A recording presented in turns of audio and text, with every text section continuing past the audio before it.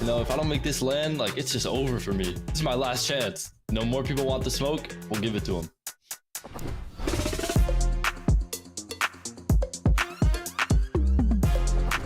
Blake, first and foremost, how you doing, man? I'm doing good, you know. Long bye week. Bye week, it's more of a bye month, but been enjoying the break. But I'm definitely ready to hop into the brackets and grand finals. You mentioned, you know, that you do want to qualify to globals. How confident are you and Macwood kind of feeling to go ahead and pull that off? I feel pretty confident. Last season we got 11th place, which would have qualified us because Acorn Cold were already qualified. And that's while we were contested at Grand Glacier, which is not even that good of a spot. I'm expecting to be contested again, which kind of sucks, but I think we're going to get it done. I'm pretty confident. Where are you landing this season? We're going to the same spot, Grand Glacier, you know, trying to run it down. We got new teams coming at us every single season. It doesn't matter how good we do, you know, last season, you know, more people want the smoke, we'll give it to them. I feel like you were getting a lot of recognition. I think it was like the last season where everybody was like, Blake seems to have stepped it up a notch. Like, you were playing extremely well, and I think you were getting a lot of recognition for that last season. Coming into this season, do you feel like that's like a confidence boost for you, or did you even like see any of those comments? Yeah, no, I definitely saw them, and it felt good, you know, being this far into my career and everyone calling me washed and stuff. But I think once me and Macwood do qual globals, because I know we will, people are going to look at us differently, and we're going to be good. Coming into the games of this FNCS, what's the goal there? Yeah, me and Macwood are more of a height team, so we're definitely going to be playing for that high ground on the games we make it off spawn. That's just always been our play style, you know, take height in the best way possible, win the game. We got a couple of high ground heavy teams this season as well, right? I think we got Clicks and Veno that are probably going to be going for a lot. Peterbout and Poyo, of course, a lot's been going up there. When there are teams like that are kind of going for high ground, do you even think about them? You think I'm worried about Clicks? You are crazy. Like that, like, is that even a question, Vivid? Like, come on, man. What's the competition looking like? So my mindset going into this season, I could care less what a single person in that lobby places as long as I qual globals. It's like I didn't make FNCS Invitational, I didn't make last global championship. So, I mean, I got to qual. Like, I'm getting old, man. You know, if I don't make this land, like, it's just over for me. This is my last chance. All right, Blake, thanks so much for your insight answering some of those questions. If you want to direct them in the right place for your socials, let them know. I appreciate all the support. I hope to not let any of you down. You know, I'll be streaming grand finals live on my Twitch at Blake. Tune in, watch the globals quad live. We'll be there. We'll be there. I'll be there. Blake, good luck in finals and good luck making it to globals. Thank you.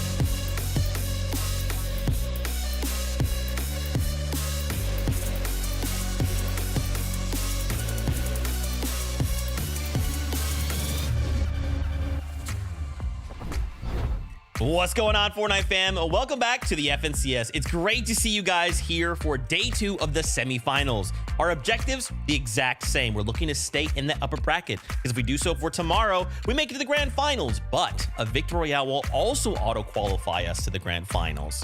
However, if we don't perform well enough, we could drop to those lower brackets and look to fight our way back in, and at one final chance, all that and more to play for. Now, as we bring in our analysts, you know, you love them. It's Vivid, it's Kelly.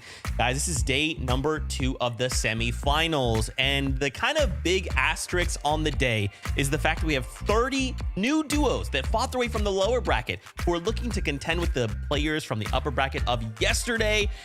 Things could get pretty crazy. Listen, the days left of this FNCS are starting to run thin. I mean, you got to think about all of the players that are left. Maybe there's some question marks on the meta, how they want to play it right. Those practice games that you could kind of think of the semifinals for grand finals as, yeah, there's not many games left. But overall, I'm excited to see who goes ahead and picks up a victory royale today. Yeah, and just watching the games yesterday, we had some heavy hitters leave the competition and go into their grand final spots like Peterbot Pollo, Aviv, Booga, Ages and Rise.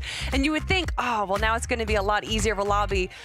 No, we have some big teams coming from the lower bracket that are going to make it just as challenging. Oh, yeah. We've got some stats ready to show off what these players from the lower bracket have done. Let's first look at a lobby list. So we're going to just toss some names at your way, okay? Don't be overwhelmed. It's okay. We're going to break this down. We're going to look at the top 3 duos from the lower bracket. We'll start really easy in the top left of your screen there. Acorn and Cole. Now, a couple caveats. Remember, these guys already got their spot to globals, right? So how'd they perform, Zeke, if they were in the upper half? Well, guess what? They came in first place with a staggering 654 points. And to just throw a couple more stats your way, 107 eliminations. 3 games that they had over 20 eliminations, 2 victory royales. They, with just those stats alone, you gotta think the lobby may not be ready to handle it today. Yeah, Acorn and Cole is actually one of the duos that we didn't mention at all yesterday. And as Zeke was kind of pointing out, well, that's because they weren't in the competition yesterday, because they failed to actually qualify for the upper bracket in day number 1. But of course, after their stellar performance yesterday in the lower bracket, they're going to be bumping themselves back up into this upper bracket. So we'll actually see them compete here today. And honestly, I'm so excited about it. We got to talk about Cole because, you know, I know a lot of people are talking about how good Peterbot is getting eliminations. Well, I think if there's any player that can kind of keep up in any regard, it's going to be Cold.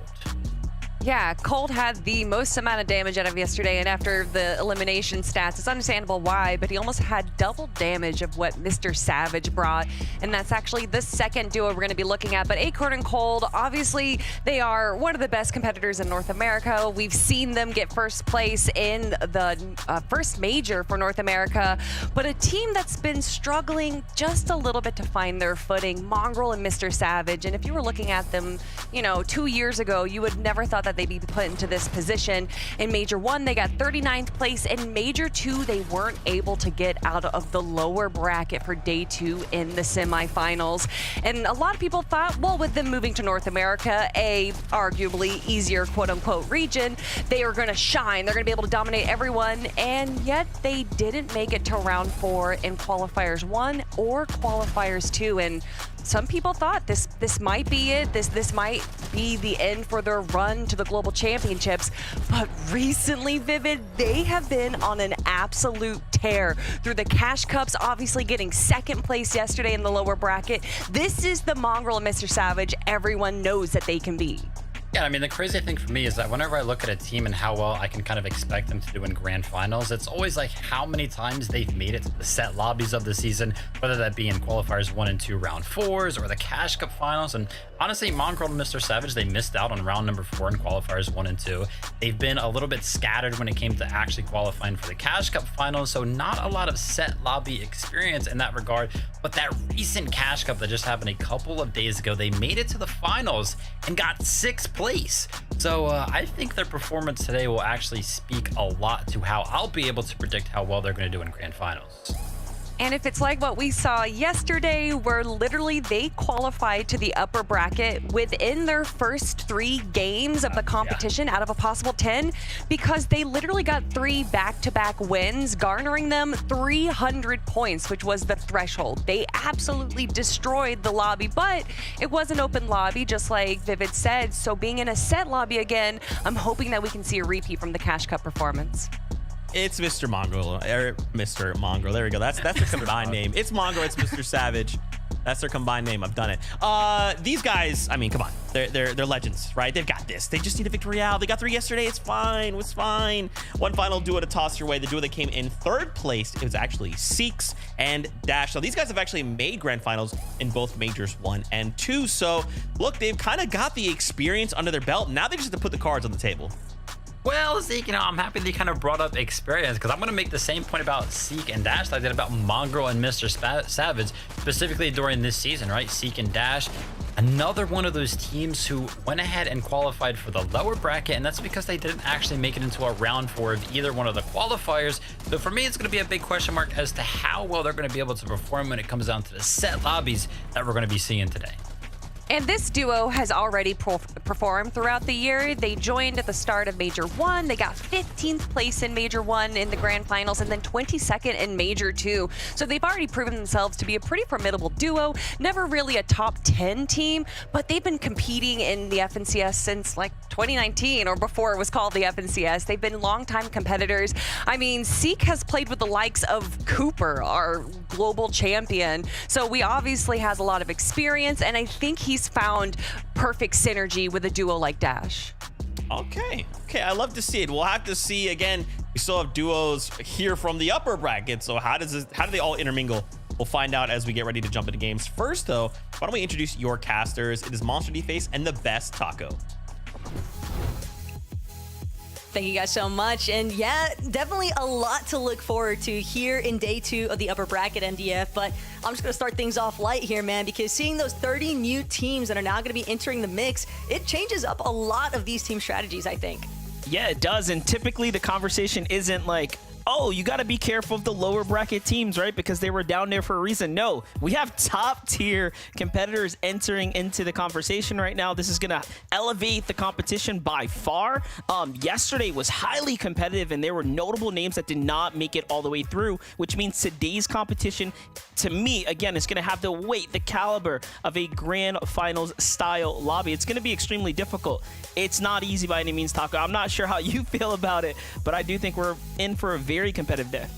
I mean, the main trend that I couldn't help but notice from yesterday, we saw a lot of south pulling zones, a 5-to-1 ratio essentially, because only one zone actually pulled towards that north side. That's part of the reason why I think we saw Booga and Aviv walk away with the victory royale in that final match, but also just the fact that teams that were uncontested went 5 for 5 in victory royales yesterday. So it is evident that maybe having a potentially cleared up spot, depending on how you're able to defend your draw spot in that day 1 of the upper bracket, and then we have some teams that were initially uncon, now going to be having to deal with that contested situation. So just a lot of different, I think, opportunities for both teams entering from the lower bracket and teams again from the upper bracket still trying to punch their ticket to that grand finals.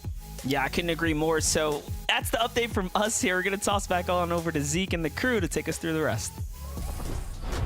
Dang, y'all got me hyped for these games. Let's just go to game. Just kidding. We got a little bit of time here before we jump up on that battle bus. So we wanted to take this opportunity to kind of talk about some of the meta and how it's kind of been developing. Remember, we did have that kind of 3-week break before semifinals. And in that time, we saw something reintroduced to the game. Crash pads. Now, you probably saw them here and there. You probably saw people flying across the air. But we wanted to kind of break down the impact this singular item has made to the meta. So what have we seen these crash pads do? I mean, yeah, first and foremost, an item being added in during the break definitely switches things up, right? Teams are going to have to adapt, but obviously some of our best players, they're going to do that very, very quickly. And, you know, just breaking it down very, very simply, the crash pad juniors, them being added, they're just a mobility item, right? You can obviously bounce on them, but when used in combination with Flowberry Fizz effect, which we're going to see a ton of our teams utilize today, you can travel a very far distance. So they're going to be very, very useful in like 6th, 7th, 8th zone for a lot of our teams to actually get in position. So do not be surprised if you see teams prioritizing that item in their loadouts. Yeah, whether it's the Fizz or the Nitro Splash, I love seeing this conjunction of having the crash pads with another mobility item, which allows them. I also love the fact that it's not just using it to rotate into zone, but a lot of people are using it in like the best dead side rotations I've ever seen, specifically going along the edge using that. It just helps them out so much, getting them into a preferred spot, which will obviously help eventually with Storm Surge. Now, of course, we've also seen them be used to attack high ground, right? We have an example here with Peterbot. So this singular item is just so versatile, like how it just helps duos kind of really express themselves in Fortnite. Yeah, and I feel like actually Peterbot and Pollo, I saw one of the most drastic kind of changes to how they're actually playing the endgame because of the introduction of this item. Like all throughout the games yesterday, I just wasn't seeing Peterbot and Pollo actually go for height in like 9th, 10th zone. Usually they wanted to kind of hold the endgame for the entirety of it. But now they're kind of looking for it only around the 11th zone. And thinking about it wise, I think they're right to kind of do that, because if you do take it early now, it's so easy, quote unquote easy, to attack higher ground when there's a item that can kind of just bounce you up and kind of fight for it. So I think them kind of utilizing that on the offensive, specifically during 11th zone, is what worked for them the best yesterday. These teams do need to be a little careful, though. And I know these are the best competitors in the world. They practice, they put so much time in. But I've seen, even I think in EU earlier today, it was a fight happening in Brutal Beachhead. A team or a player tried to run away and just smacked his head on the roof of the building and fell down. So there is definitely a little bit of a double-edged sword with this mobility item, especially if they're using it in the end game, where it's pretty much you are, you know, a bird flying in the air open for anyone to take open season on. So obviously pro players, they're going to use it to the best of their ability, but there still is that potential of a risk. Yeah, and now again, we have to watch 30 new duos come in and say, this is our strategies utilizing these and more items. Another thing I wanted to discuss here is Storm Surge and how we've kind of seen players really adapt what's in game and use that to fit their playstyle narrative, right? We're seeing the Slurp Cacti be a very big portion of this kind of sand area on the south side of the map. So much so that players are just going like, hey, I'm just gonna box up on this cacti, right? I'm just gonna build these massive Storm Surge towers. I'm gonna trade shots. If I get tagged, I'm just gonna go back down. I'm gonna crack a few of these and get right back into the action. Would have been absolutely criminal for us to not actually mention the meta around Storm Surge, especially in the early game, especially around the south side of the map. I mean, over the past couple of days, I've seen so many tweets from content creators around the Fortnite competitive scene, and then obviously the pro players themselves mentioning how, you know, how tough it is to kind of deal with all of these Storm Surge towers. And like you mentioned, yeah, the Slurp Cacti, they're extremely strong. They themselves actually regenerate. So if you stay there long enough, it's kind of like an infinite source for you to actually heal. But yeah, I mean, we're just seeing so many bases kind of being built up on these Slurp Cacti. They're so tall, and it's kind of like a race to these like little objectives, Kelly. Yeah, I'm glad that we showed Kanata and Cooper there, though, because if I'm not mistaken, in the most recent Cash Cup, Kanata and Cooper were able to take down another player, and they placed him right next to the cacti. And we've seen the strategy before, but I always love seeing it. It's obviously Kanata and Cooper are ones that are willing to do it, where they just healed up the down player over and took shots. And I know to some people that might not be the most competitive way to fix up Storm Surge, but hey, if it works, right, it works. And Kanata and Cooper, obviously an incredible duo, so close to qualifying yesterday, and this is actually a similar position that we saw them in last major, where they were so close to getting the win, and they were pretty much at the top of the leaderboard outside of all the wins. Again, pro players, when you get games in the hands of pro players, they will bend the meta to their will, right? And right now, it is Slurp Cacti, it is these Crash Pad Juniors. Although sometimes we see people maybe get a little too aggressive trying to secure these Slurp Cacti, and it doesn't always go their way. I mean, we love to talk about the one side of the coin. It's like, oh yeah, this is what you want to do for Storm Surge. You want to, you know, build yourself a giant base, you know, set up on the Slurp Cacti, kind of take some tags, kind of sit out in the open, so that way other people are kind of inclined to go ahead and peek you, and you kind of take shots at them, they take shots at you. But that means that all of those teams that are kind of able to implement that strategy are doing a lot of damage, and other teams aren't necessarily going to be doing so well in terms of Storm Surge, so they're forced to make crazy plays. Absolutely wild, guys. Thank you so much for all your breakdown. We're getting ready here, moments away from jumping up on that battle bus. If you're just tuning in, again, just a small reminder, we got 5 games ahead of us.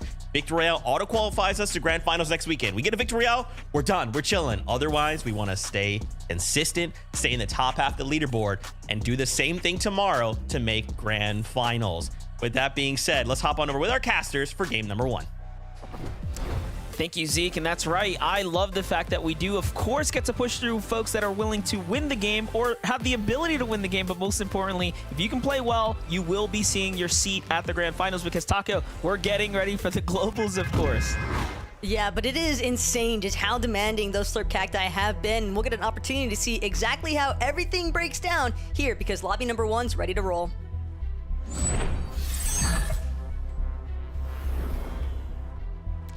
Here we have it. We're jumping right in. 5 games of Fortnite in front of us. You'd be so surprised at how fast these games will roll by, but more importantly, how surprising it will be when a team walks away with the Victory Royale, because yesterday was full of surprises as we've seen a number of different teams pull through in the final moments when it mattered most. So for those that did not, some of those S-tier caliber players, Taco, we will be seeing here returning again today. Yeah, Epic Will and Muzz, definitely one of those teams that sit at that elevated standard that comes with the level of experience and just their accolades as well. I mean, both very decorated players in the competitive scene, but right now it's all down to Edgy. Ackerman trying to do what they can to fend off Mr. Savage and Mongrel. Savage already down for the count. Mongrel, though, with a massive return fire blast. This could be his moment. He has the chance to seal the deal here and clutch this one up for his teammate. At least keep that ball rolling here in lobby number 1. Just needs to find that final shot to connect with the pump onto Ackerman, but doing a decent job so far. Still has 8 builds left. Trying to get this shield potion off. Another beautiful clip, and that's going to be the end of it. Ackerman down for the count. A nice 2-piece elimination to start things off here for Savage and Mongrel, but Mongrel is going to have to work for the reboot ban. And talk about, you know, the ideal selection, right? The loadout to have a shotgun when it mattered most and your opponent not to have something that can really answer to it. Mongrel swift, clean with it, and pulling through for his duo mate. That is what we want to see. But if yesterday's results tell us anything, it's that competitive, or the teams that were winning games were uncontested, right? It gets even more competitive when you are having a duo lane on top of you. So that is something to keep in mind here if you're putting your, your bets in and feeling like, Mongrel, Mr. Savage are the pick. It's going to be that much more difficult. But right now, Yobzone tasting back at it again. Another team that also has to fight for their drop. Seems like it's going in their favor. Things are going to simmer down for a bit here as everyone starts to disperse, but it's not all sunshine and rainbows here on the map. Look at this. There are 5 duos down right now, so a lot of teams facing the action right now, if you will. And it makes sense for there to be so much combat surrounding Tayson and Iamzo because they are in a relatively saturated area for those Slurp Cacti, but they're not the only ones getting active early on. Yuma, along with Flinty, they're trying to pursue some eliminations onto Alex and Worthy, considering they've already got one of the Oshi boys. It's just down to whether or not they can finish off Worthy, and sure enough, shields exposed. White HP is all he had to work with, and it's just not going to be enough. Yuma and Flinty win out the battle here at Restored Reels really early on, and that's some nice surge to get online this fast. This is looking like a repeat performance of teams that end up contesting Oliver OG. It almost never ends well with them. This is his strong, I would say his strongest benefit, right? Like this is where he shines best. Early contested battles against teams, he just always seems to pull ahead. This time, of course, he's paired up with Craze. He's not dropped or changed his drop spot in quite some time, so this is a huge mistake if you're trying to contest someone like Oliver OG. Let's look at the highlight though. Craze with the high ground here with the advantageous position, the little bit of additional mats. They come in, they collapse, and they find what they need. Well played for them. It's just absurd, though, to think about. At Breezy Coast, such a fringe location on the map, and yet Oliver and Craze, they successfully defended their drop against Statics and Pluto yesterday, but here today, contested one more time by an entirely different duo. So, again, how much of that adjustment do you necessarily have to make? Clearly what Oliver and Craze are doing is working out for them for the most part. They're able to find some form of consistency to maintain their position in that top end of the leaderboards, but it's gotta be a little aggravating to always have to defend your spot. Absolutely. Jumping in with teams that have to defend their spots. It looks like Miro and Pink have something to worry about here as NPen and Pump playing the low ground underneath their general area, rotating right now. You can see we have visuals in on NPen as well. Laser focused right now as they're pushing. They find Pink caught off guard. Pink and Miro seemingly playing separate from one another. Oh, but they don't engage. Man, Pink's got to be counting his lucky stars right now because little did NPen and Pump know that they had the full advantage right there. That base up above was you know, Miro basically wasn't inside of it, right? Vacant, if you will. But it goes to show just what kind of threat really surrounds these massive surge towers. If even just catching a quick visual is enough to kind of deter NPen and Pump from wanting to pursue that sort of fight early on, you have to imagine just how much of a nuisance it is to actually traverse these mid-map rotations into that desert area or vice versa, depending on where the zone pools, obviously. But anytime you see those surge towers, MDF, you just almost have to anticipate that there's going to be at least 1 or 2 players operating from it. Yeah, I couldn't agree more. I do think that it's put a lot of fear into the players, right? Seeing them be that much more conscious and cautious around those towers, because you have to. Same thing for Epic Will can be said here. So he gets tagged a few times trying to farm out in the open world. Let's see, jumping in with Kanata and Cooper right now. Yesterday, no problems with Storm Surge for Kanata and Cooper. They managed to find excellent opportunities to fight other players. It seems like there is no difference here right now as they're going up against Pump and NPen, and they're looking to exchange on both sides. Of course, they do have some options to regenerate here off the Cactus. Kanata didn't find as many tags as he probably wanted, but still, nonetheless, a few is better than nothing here. Yeah, could be even a little bit of deja vu for Kanata and Cooper when you consider that last major after semis day 1 upper bracket, they were the team in first after the 5 teams that had gotten their victory royale, so technically 6 on the leaderboard.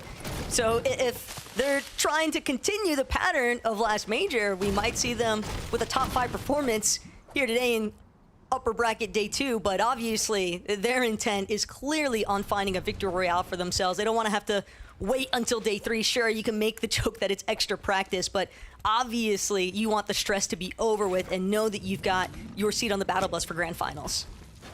Looks like Velo and Geek had a pretty drawn-out battle. No extra shields here to work with. They're just base down right now. Zypha and Shore listening to what unfolded, watching here, trying to see if they can get a chance to jump in, and they just might here. We'll be paying close attention to that one. Meanwhile, Ritual and Reap playing for the forecast tower here in the high ground spot to go ahead and fish for tags in the area. I think another good point to consider, though, just looking at the 2 teams that were contesting each other at Classic Courts, keep in mind, yesterday, that was Bugha and Aviv's drop, but they were uncontested. So here today, obviously open territory, that's going to encourage more players to want to kind of encroach upon that sort of space because they know that there's obviously good metal, some decent amount of resources to depend on. But if you make it through from day 2 uppers in someone else's drop that qualified from day 1, that does leave you in a pretty difficult position, I think, to have to make a choice when Grand Finals comes around of, do we actually want to contest here or do we look to go elsewhere with our drop? What do you think about this disengage right now from NPen and Pump? They found the elimination onto Cooper, and then they just decide to leave Kanata instead of finishing him off. They know he's a solo, but they are playing way more passive than I would have expected. There's just way too much traffic around the Nitrodrome for them to really feel comfortable with full keying onto Kanata. Even after you put a player into a solo position, you still want to make sure that you're orienting yourself in a way that you're not going to allow an opportunity for a third-party circumstance to come into play. And we saw Epic Whale Muzz slowly but surely creeping up in the distance here. A lot of pressure now onto Kanata's shoulders to see whether or not he could even try and find an opening to go make that play for the reboot card. And just bringing Cooper back in general with the reboot van, we saw how much it slows down a team's gameplay. And typically, when teams are already struggling with Surge, TK, possibly not when he's connecting shots like that off the DMR, but still, Surge threshold is definitely a massive concern for all of our teams here today. I like how TK is just using the mantling here to go ahead and get back up to the top when he could do it so much faster if you just edit and stop being lazy. There it is. Go ahead and get up there. Great tags for TK, though. He's holding things down from the high ground. He's got his spot in the distance. You see XSET's clicks as well, looking off onto the field. Here's Turtle Tavern down at the lower layers. Nothing quite revealing itself just yet. So this is what we expect, though, from the players in the early game. Everyone's going to be, a little more cautious, especially once you find your location with your cactus. I'm happy to get this update right here, though. I was curious how things were looking for Mongrel and Mr. Savage, and it seems like so far Mr. Savage has been brought back into the game, and Mongrel looking for tags. And this is, we already know, this is a very, very strategic position to put yourself in, right? You protect those flame hoops, you kind of gatekeep players from moving towards them. And this is all a part of their strategy to find Surge tags, and honestly, they're not really making up for lost time because they did find a few eliminations, at least in that early game. So courtesy of those elims, they have probably some decent damage right now. Yeah, not only that, but also Savage got eliminated so early on that it didn't put their overall game strategy to a total halt. Like if he had gone down in, say, the 3rd or 4th zone, for example, Mongrel was able to bring him back instantly. And now they're trying to see if they can take the fight elsewhere. Spent a little bit of time in Storm, but nothing that's going to be too detrimental, especially when they were also looking to try and guard that Slurp Cacti. And a couple shots going to get tossed out. Can definitely be really difficult to connect, though, onto those players actually opting to pass through those flaming boost tubes. That's not going to prevent Mongrel or Mr. Savage from trying, though, along with any of these other competitors here today. And that's the other thing we also noticed from yesterday, MDF, is that a lot of players were just spending more time in general for these early tick zones inside of the Storm because they knew that they could just fall back to those Slurp Cactuses to regenerate any lost shield or HP. That's right. And with the flaming boost hoops, it's so predictable, right? You know exactly where you can get point A to point B, navigate between them, and get right back to a number of different cactus to go ahead and bounce back. Jump down Rapid and Booga, Batman's Booga. They've been playing very, very well. Been the talk of the Pro Town lately. Right now, things are looking pretty hot for Rapid here, and he's gonna wrap things up pretty fast. As far as this elimination is concerned, hunting down Kaizen, taking quick work of them, and they're gonna go ahead and be able to secure all that loot. And they realistically needed this little bit of extra time to get their material counts back together, so otherwise wouldn't have been as comfortable here. Re and Ritual get a chance at the early Rift Island if they want to, but a lot of duos here to the eastern side. Definitely ones to be scoping it out. Going back, though, to Batman, Booga, and Rapid, keep in mind, they are technically uncontested today, whereas yesterday they were dealing with a bit of a triple con situation, so that's also bound to at least cause for some adjustments in their early search strategy. Granted, with those last two eliminations, we saw them pick off, but it's more so about how well they're going to be able to kind of try and cut off teams that are rotating from that underworld position. It could be a big part of the reason why we saw MPen and Pump trying to rotate as early as they did earlier on and not looking to actually engage with Pink because they didn't want to get cut off, essentially, and worry about Batman, Booga, or Rapid rotating in. Speaking about big rotates right here, Mongrel and Mr. Savage have eyes on TK. Just took to the sky. Unfortunately, the tag's not quite there. Gotta hit those, though. It's going to be extremely critical. We start leaning towards a late portion of this game right now. We're jumping into the mid game, and as we know, Surge is very likely to start turning online here soon. That Storm Surge going to become a big, big problem for some. Here's Acorn and Cold. Acorn and Cold just did not deserve to be in the lower bracket. They ran through that place like it was nobody's business, so they're here to prove something, I'm sure. And already, that's a pretty swift start, but oh my gosh! Did they not realize Epic Whale was in the box? It's the fact they were passing the flame boost tube. They shoot at the bush. It looked like they clipped Epic Whale in the first place. Then they box up right next to him. And somehow, some way, Epic can just like, hey, what's up, guys? But he's in the wrong neighborhood, that's for sure. Cold and Acorn could not be happier right now. That's like it's basically a loot llama on your front doorstep. Yeah, they were looking out like past the box, like, oh, he must have exited, of course. No, he was still there, just trapped.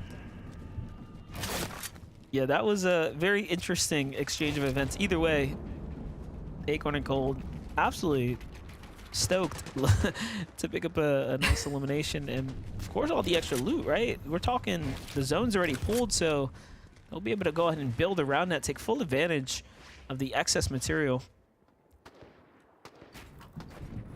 It is always funny though when you just you finally see like the, you know, that like pause, that quick moment of confusion. I think it was. It's like disbelief, you know. It's like, Well, it was wait, also what? like I believe it was like one of the ESL clips actually I saw with Quanti. I believe he was running with an opposing player from a different team in front of him. Granted, it's a different, you know, obviously a different kind of custom map and things like that, but it's still just funny where even the pros sometimes can get a little bit mixed up here. But yeah, unfortunate stuff there for Epic Whale. Didn't see Muzz nearby either, so he might have even been performing as a solo at that point already. Not the case though for Mr. Savage or Mongrel. Still trying to make good things happen here in the first lobby. You can tell they are definitely hungry to try and send a message really early on. Yeah, I like how Savage doesn't stop fishing for tags here, recognizing they have to stay in the lead right now. Vino was actually the player holding them there to the outside of the zone, so it cost him a little bit. Just Blaha mixing the high ground.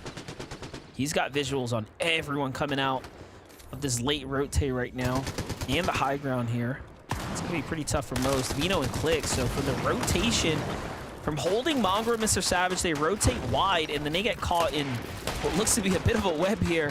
You have Blizzard and Gord down in the low ground, but there are plenty of teams positioned up above them. We know what happens in spots like this. Sometimes the focus starts to come in for Blizzard and Gord.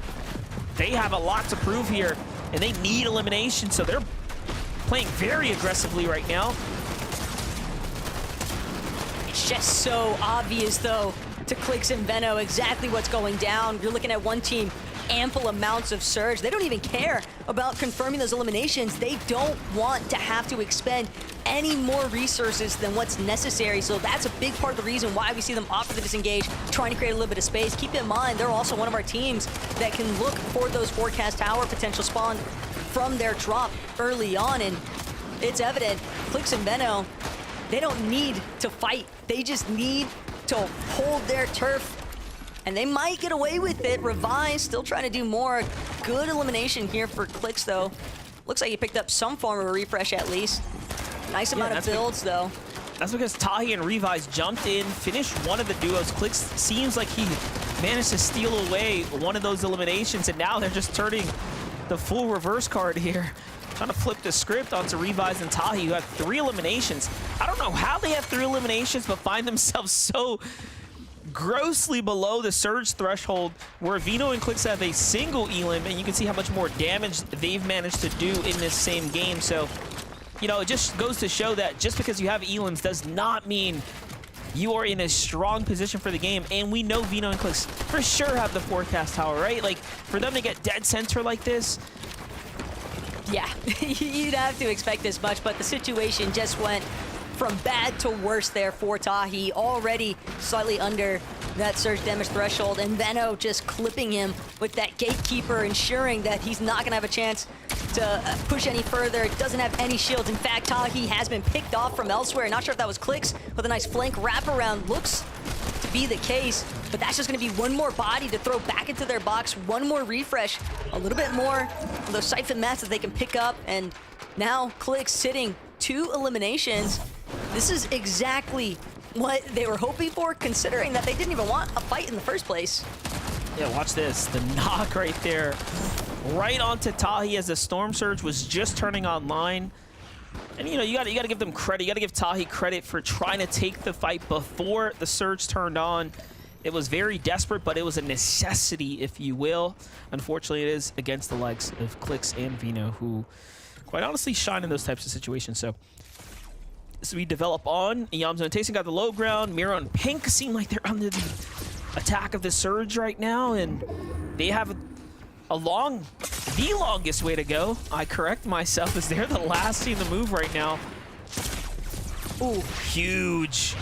Still not enough. That's what Miro was hoping for, though. You see Pink and Miro trailing a little bit further behind everybody else. They were hoping to catch a team or a solo, just like they did Thrill Tavern there, but it's not good enough. Pink and Miro separately picked off, but again, just another duo under the pressure of that Storm Surge. There's really only so many options. We saw a player like Tahi, you try to get active before the Storm Surge start to come into effect, but again, the moment that you start losing 25 a pop, like realistically speaking, you're usually going to be in a pretty toast situation. There's another player that is below the damage. Surprisingly, Kanata and Cooper, we were hyping up the fact that they don't typically find themselves in a situation, and here it is. Doesn't last for long. Oh, but the little edit of leaving the wall open behind them. Kanata almost loses tournament life, and then this is another one. Unfortunately, you have to assume that things are a little stressful right now. And Cooper and Kanata fall a bit early. Mongrel, Mr. Savage being one of the few that come in and take full advantage of the situation right now. And look at that, they get to secure the loot here. That's a huge, huge swing for this team right now. Keeping tabs, though, on exactly what just took place here. You can see Mr. Savage, just like you'd already pointed out, MDF, spotted an engagement taking place. Actually gets credit. Kanata got the initial tag onto Glow, and he steals it away at the last moment, which is why Cooper and Kanata were left in such a troublesome situation. So tough break for their Lobby 1 run, but they still have 4 more matches to reflect on and see if they can find their victory royale later. But right now, though, Cold and Acorn, Ritual, all these teams over the River of Styx. An even bigger potency threat when you factor in that now you might have players rushing into your box, not only with the crash pads, but with the Underworld dashes as well. It's incredible stuff right now from Reet and Ritual, playing the low ground here. Very comfortable. Vino and Clix doing exactly what they did before, knowing where the storm is going, and then putting all the pressure on the team surrounding them to go ahead and make sure that they give themselves comfort on the low ground. We saw this yesterday, very specifically, that they will find edits like that and try to almost force the lobby to target you or force you off of their layer. Quick floor edit as well, just to refresh those Underworld dashes. Probably only a matter of time before they're on the move to match the pace of the rest of the lobby, but Tayson and Yamzo, they've been managing to keep their heads above water for the time being. A couple of heads-up plays, trying to chop out some of the players that were looking for moments of hype takes, and now quickly catapulting himself to the front side of zone off that crash pad. Only has 1 remaining, though. You can tell Tayson, he's gonna wait for the perfect moment to actually utilize it. But right now, a lot of pressure from above. A good chop, though. That's Baka and Pars, who fell a couple of layers there. Now Tayson, Yamzo, Nitro Splash comes out, clearly wary of their surroundings, but they want to claim this mid layer. They want to make sure that they also try to stay towards that front side of zone. Exactly the same mentality from Mr. Savage and Mongrel, as they now look to operate from ultimate low. Oh, look at this, though. They're below the surge. They have a team in target. Reet and Ritual are going to be the first in front of them, but again, they have to do a little bit more. And honestly, that many elims is massive, but look who's playing for the win right now. It's Acorn. It's Cold on the high ground here. Bird's eye view on the lobby. Now, this is a pretty fragile base that they have set up right now, but either way, Cold and Acorn, we knew that they ran away with things of course, through the lower bracket, but here they are trying to make big work. That was a big chop, though. Saw Cold scrambling to try and reunite with Acorn before they fell a couple of layers. Veno clicks, looking as if they're trying to maintain their position in the mid-ground, hovering a little bit more towards the low, though. Nice elimination from Veno. He's going to buy them more materials, more builds. He's just tarping his way through now, trying to claim as much space as possible. All of these builds being his means that he can now afford to look up at high ground, and he spots Acorn and Cold up above, but he wants his own moment to strike. It's like deja vu.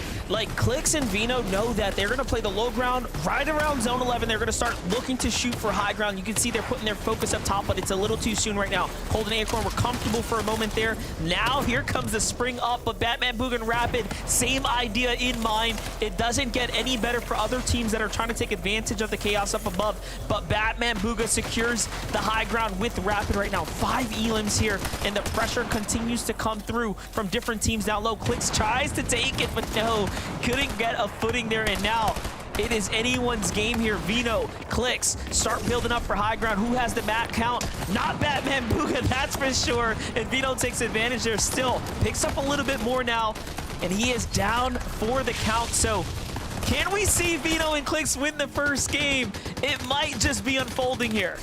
Well, Cold and Acorn are also down and out for the count. Clix and Veno, they might not have many materials remaining, but they still have just a little bit of Flowberry Fizz to squeeze out what's looking to be a potential win from the high ground. MDF Mixon also under some heavy pressure. Clix trying to do what he can to put down the suppressive fire. Mixon goes up, almost finds a big tag, but Veno, excellent recovery there alongside Clix to defend their position. All coming down now to Mr. Savage. Mongrel! Mongrel has a side angle, and he's actually playing spoiler. He ends up taking down Clix, who let his guard down, and this gives the chance for the Young Bucks to come from the low ground. It's Shadow wins the game with Mason, one of the duos that broke apart from their previous teammates, banded together, now find themselves in the grand finals, and it's all because of the one critical decision of Mongrel choosing the high ground team. He tried to play for the win. What a insane way for that game to end there. What an excellent job, though, from Shadow and Virgo, because it was absolute chaos from the low ground. It was looking like a bouncy house as well, just because so many teams going off from those crash pads. It's honestly almost a miracle even that they were able to spot out Mongrel towards the end. If Mongrel had any white heals, maybe that could have turned in his favor, but the only duo remaining manages to steal this one away, and that's got to be an excellent feeling, MDF, because now they know we're set for the grand finals. That's right, Shadow 1X makes another FNCS Grand Finals, this time through the win. Well earned. So give us a moment, we'll tab up the scores here. When we get back, it's more Fortnite.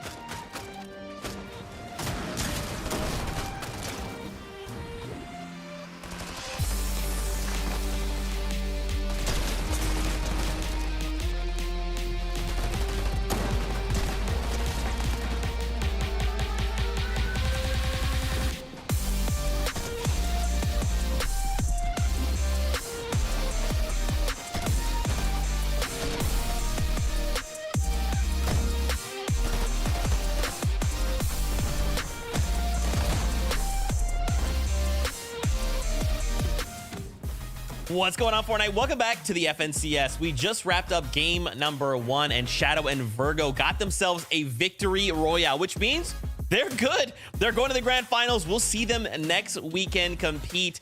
And what's crazy about the duo that I honestly didn't know going into this is a brand new duo that formed for this major. And man, they've got a spot in grand finals. Honestly, Shadow's always been one of those players for me ever since he kind of made an emergence into the scene that I've just had high hopes for. You know, like I always feel like there was always like a game or two where he would shine, no matter whether it was in like a Cash Cup or the FNCS. So it's really, really good to see him doing pretty well. But Kelly, listen, a low ground win to kind of start off day 2 of the upper bracket. Crazy stuff.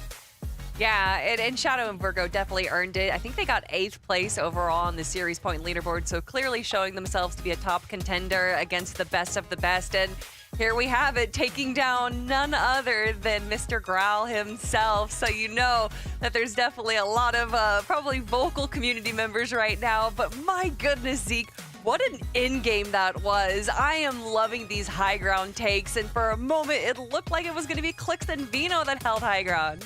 I just loved it. Like for a moment, you know, it's like you cut down to the action below. You see like everyone's fighting for that low ground, that mid ground. And then you just kind of like look up for a moment. You just see build battles happening. This is just like on another level. You know, you've got Acorn and Clix and Veno and all these duos just fighting all this. Like just his first game was such like a, what MDF, I guess, said at the beginning of the show was like basically grand finals lobby, man. There's so much talent packed into just today.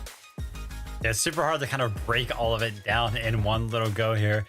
But, you know, listen, I mentioned that how they do today will kind of determine how I'm feeling opinion-wise as to how, like, grand finals performance will go. And Mr. Savage and Mongrel coming out with a 2nd place to start off game number 1. In my opinion, that speaks volumes, right? This is a set lobby. This is kind of the lobbies that we're going to be seeing in grand finals. And honestly, listen, after a good game number 1, I think they might be looking a little bit better than some people may be giving them credit.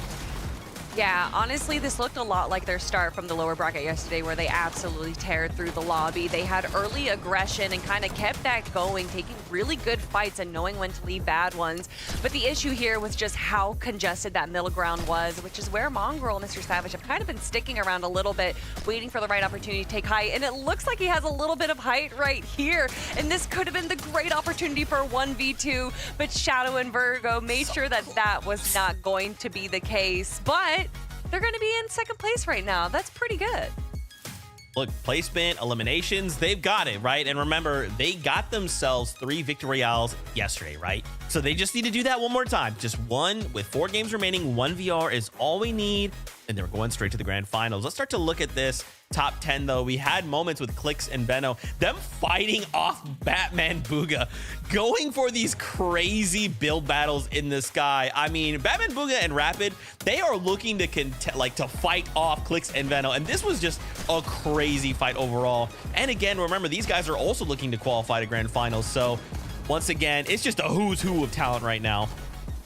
Yeah, Clix and Veno, though, taking their time, right? Not necessarily taking the higher ground early, waiting until they got a refresh in the middle of the end game. Once they got it, they kind of tarped out, started to look up at the high ground, apply some pressure, eventually ended up on top. And it's just crazy, the possession of high ground, right? Kind of like the teams that it went throughout this game. I mean, like you mentioned, Batman, Buka, Rapid, Acorn and Cold, Clix, Veno. Yeah, I mean, MDF kind of hit the nail on the head there when he was kind of talking about grand finals-esque lobby. It was so intense, and it did go to the way of Shadow and Virgo there at the very end. And it makes you wonder, when just is the right time to take height? Because we say, Clix and Veno, or Clix especially, used to take it around Zone 9, way too early. Okay, well, what about Zone 10? Well, you know, you're going to be running out of mats. Well, what about Zone 11? There's just no good time to solidify height unless you have one of those ultra heights where you're, 10 builds above the rest of everyone else. It really, in this meta, especially with the crash pads and the other mobility items, you can never fully predict who's going to be able to hold it. And I think, too, when you look at that last situation, right, because they were on the river stakes, right, if they didn't have the dashes, Mongrel was tracking, right? He was looking like you're going to be here. And then the dash comes out and he flies overhead. And then at that point, it's like, okay, you've disoriented me just 1 second enough that it's like, now it's not, I don't have the upper hand. So again, these just little micro interactions all kind of creating chaos, as we like to say. That was just game one, though. Has anything kind of jumped out after game number one that maybe is questionable, or maybe you're excited to see? Yeah, I mean, I was kind of wondering how Acorn and Cold were going to be looking to kind of play the end game this season, right? Was it going to be the higher gun? Was it going to be the lower gun? And taking it early on in that game may be an indication of what they're kind of looking to do. But this is so crazy because I feel like we have so many teams now that are kind of poisoning themselves for the higher gun, right? And let's not forget, we had teams qualify yesterday into grand finals that did so from playing the higher ground. So this isn't even necessarily all of the teams that could be playing for high ground. Whew, Cold going down there to literally a single 1 HP, and that's what showcases just how potentially dangerous those crash pads are. But obviously, Cold and Acorn were doing a pretty good job recovering from that, although not able to get the win there. For me, though, Zeke, there was a few big teams out that had some issues with Storm Surge, which we know to be a common issue with Miro and Peak and Kanata and Cooper. So hoping to see a little something different so that they don't run into the same problems. Yeah, and it's fine, right? Again, that's just game number one. We do have only 4 games left to go. So we really need to kind of put these puzzle pieces together if we want to get a VR or stay in the upper half of the leaderboard. With that being said, though, game number 2 is ready. So find your seats on the bus. Casters, over to you.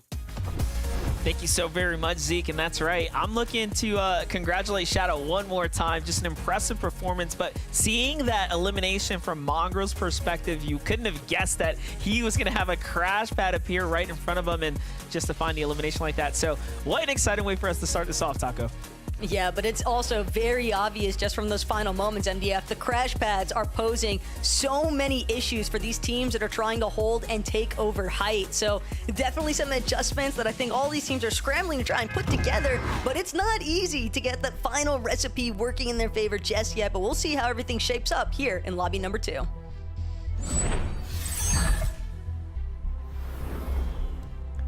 These games are going by quick. That game 1 was so exciting. Here we have it. Game number 2 is before us now.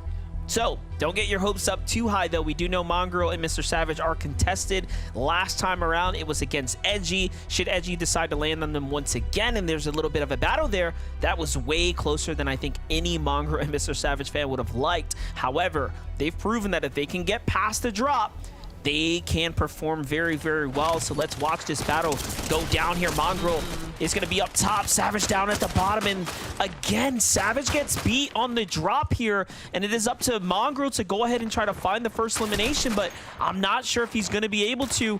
Savage with no weapon, forced to run away here and kind of tail back to his teammate, and a mistake was made. I think Edgy jumps off the ledge there, and he actually gets taken out. What a great cover, though, from Mongrel. Now it's all down to death, whether or not he can actually try and fend this position off, but he only had a singular Assault to work with, but at the same time, sometimes that's all it takes. An even trade so far here nearly closes it, but one more time, Mongrel making it happen.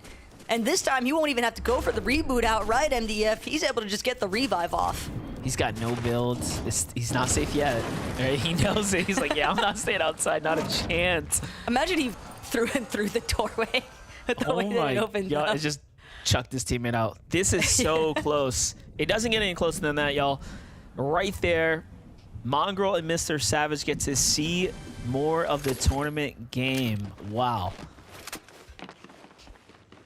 Definitely an impactful moment. And again, we saw just how deep their run was in that first lobby of the day after winning the off-spawn contention. So now it's all down to whether or not they could try and replicate things to a certain extent of that level of success. Can't be said for what's going down at Pleasant Piazza, though, is Trashy successfully eliminated. That is a tough break early on for Trashy and Threats. It looks like they may have even been potentially surprise con here, because Joel and Wick, I think that they've kind of just been the team on tour here today. Yeah, I definitely agree, but hey, things are looking pretty good for them. They have their eliminations. They've settled in now. So there's not too much to worry about. We do have a little highlight of how it played out. This is up against Threats and Trashy. Threats and Trashy, who played pretty decently yesterday, but Wick and Joel are honestly on a little bit of a different level. So CR is looking pretty good there. They coming in with 42 points as well, telling us that last game, not too bad. They had an end game, so already trying to set themselves up at least for day 3, if not a victory royale here today. Vino and Clicks on the other side, down at the Sandy Steps. This is much different, I think, than we've seen them play before. So I like how flexible they've been. Part of this, I think, is just credit to the fact that as soon as the matches ended from yesterday, first thing that Veno did is take the socials and be like, hey, looking for players, looking for one. I want to practice some off spawn. So it could be evident that he's trying to make some of the necessary adjustments, and part of that could be playing closer together. Classy courts, though, lots of action taking place. Swax actually going to get swept up here as Geekstash and Velo doing what they can to finish off the last remaining component, but some early surge definitely getting established up north, and that's going to be super impactful when you think about how much a lot of those northern teams tend to struggle with maintaining the same level of damage for the surge threshold in comparison to a lot of our desert-based teams. Yeah, brutal beachhead. Definitely a great POI to have to yourself like this. This is setting up Cold and Acorn for massive amounts of success right now. And although there's teams in the distance, they're not standing too much of a threat at the moment. Meanwhile, Mixon and Blaha mixing it up here. Going yesterday, they started in the west, they went back to the trusty south, and today they're up here at Mount Olympus right now, trying their hand up against what looks to be Tyler. Now, again, I think, if I'm not mistaken, right, Boog and Aviv were landing around the Mount Olympus. So given that they've... I believe.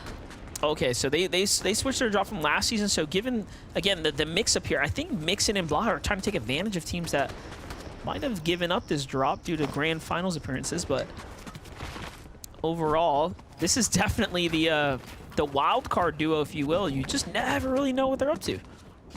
Well, Curve and Tyler have been pretty consistent at landing more towards that eastern section of Mount Olympus. I think a lot of teams may be just drawn to the fact that there is good elevation to try and get some early tags going. Mixon, though, finding out very quickly that can't leave himself too exposed. Curve with some massive bite back, and those exchange shots, they definitely left Mixon worse for wear. Now Mixon, he might actually find himself a little bit pinched here.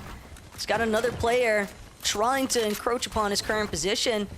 And when he knows that there's a duo in Curve and Tyler directly in front of him, he's actually going to be forced to just sit and wait, reconvene with Blaha, and then actually wait for an opportunity to push out further.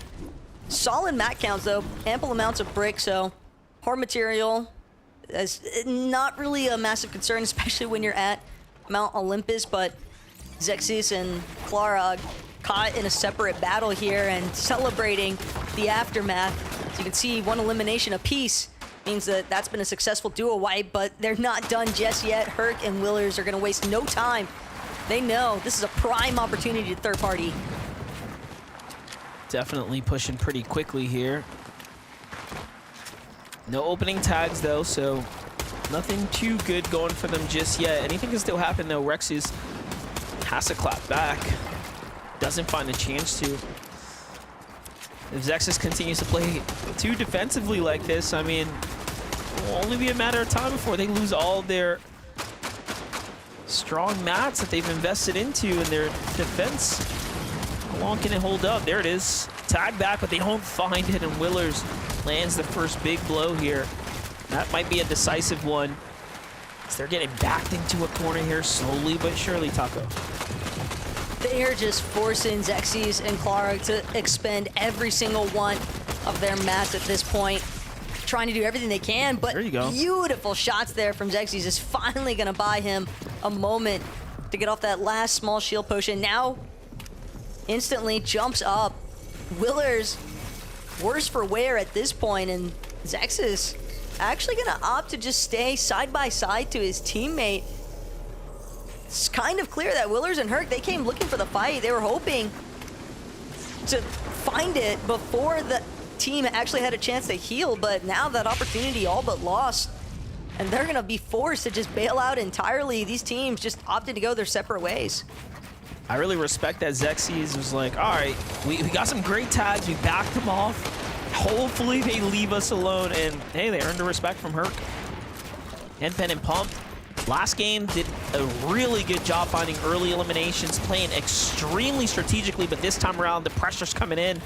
And he is just trying to turbo build his way through the defenses there. It does hold up for a second, but he is down to wood material. So pressure starting to build up here. Notices that's not his wall either. NPen forced to come up a layer, but this is going to expose himself to Cooper and Kanata. And again, last time he found Cooper with the early elimination, so it's no surprise that he's kind of caught in this same situation where the teams that he fought last game are nearby. Wow, Batman, Booga, and Rapid are also here joining the fray.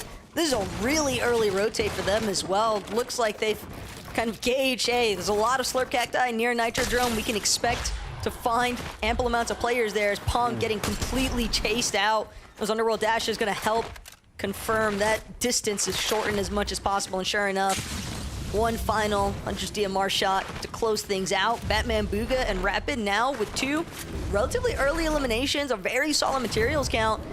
This is a nice setup for their mid game.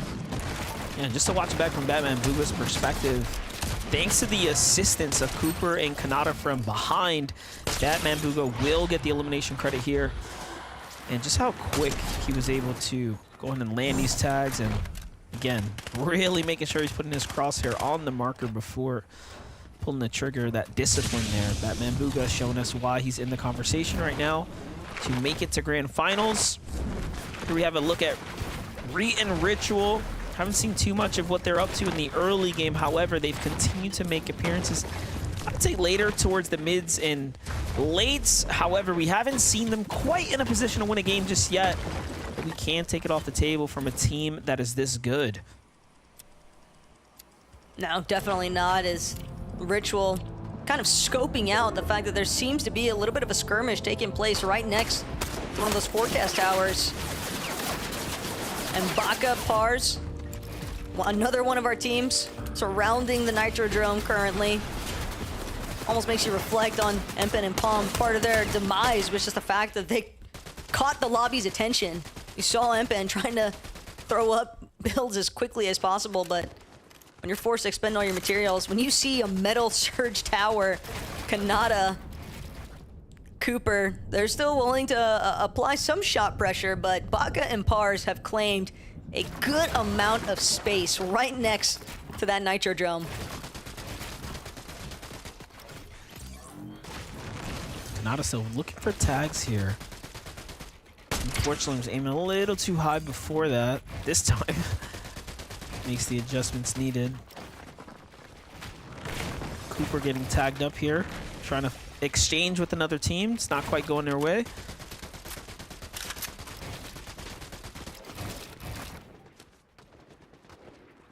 And this is about as expected.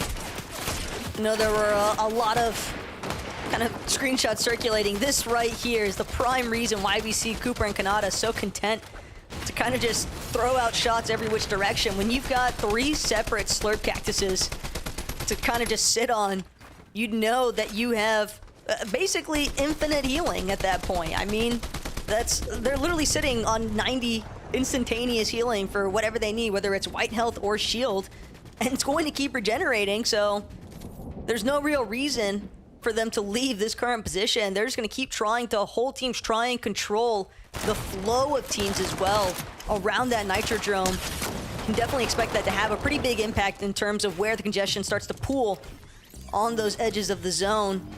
But separate case here for Edward and Rafiki, just outside of the edge of zone, right next to Redline Rig and Brawler's Battleground. And they're caught in a little bit of a choke point here between 2 separate teams. Yeah, this is another one of those instances again where the zone is so far south, teams can afford to take these fights. As long as you don't get knocked, basically, you have every means to go ahead and recover, right? Recover pretty comfortably. For Z-Link and Antonio here, it does look like they have opted to heal themselves using their actual heals. We'll see how it plays out. They still have this threat below them. There it is. They're marking the cactus in the distance, deciding, hey, maybe we should go here, just cap off, leave this duo alone. The real question is, did they get enough damage? So another southern pull, but this one's about as south as we've seen it on this weekend.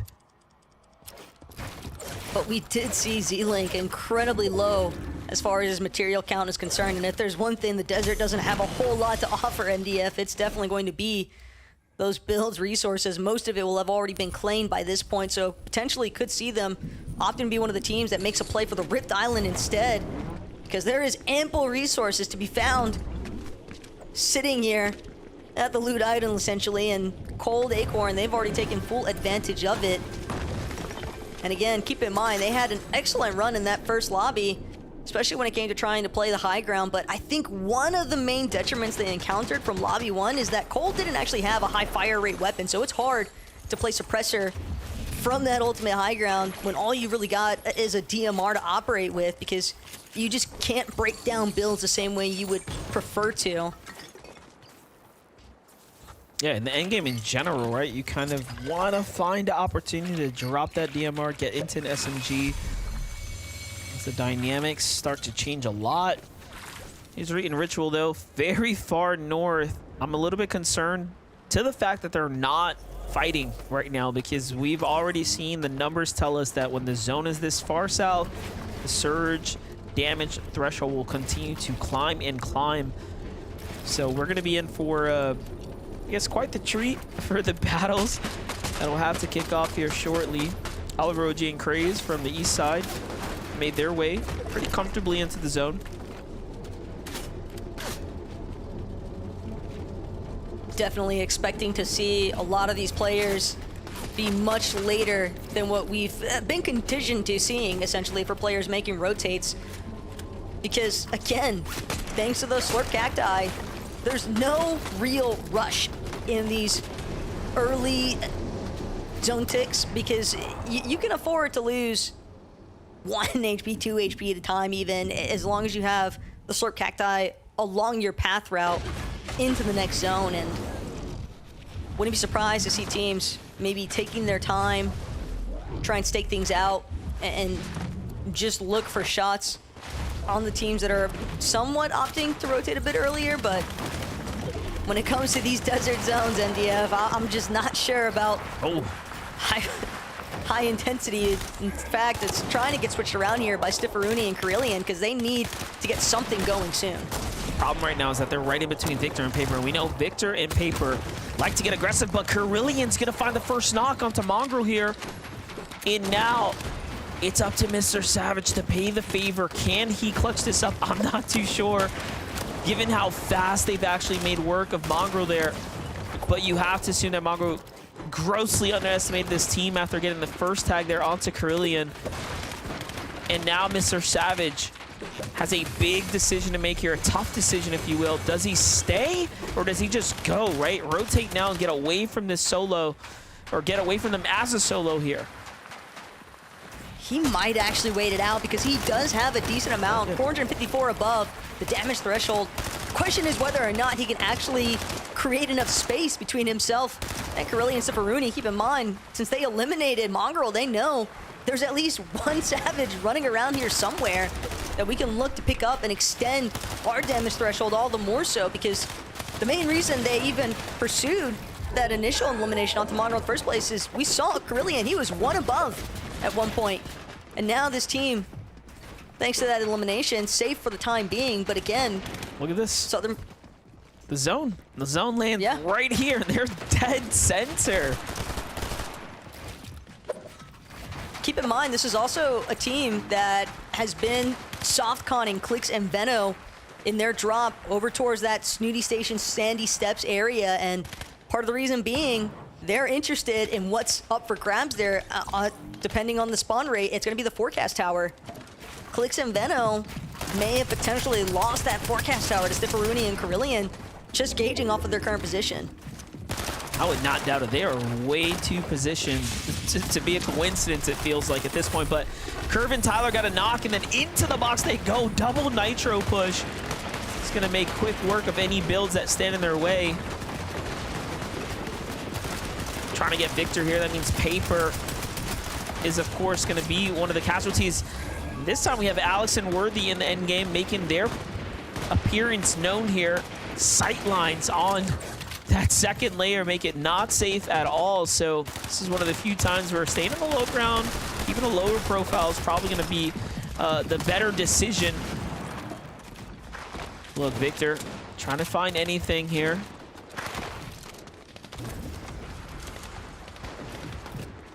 Curvin Tyler also, though, starting off from the east side of Mount Olympus.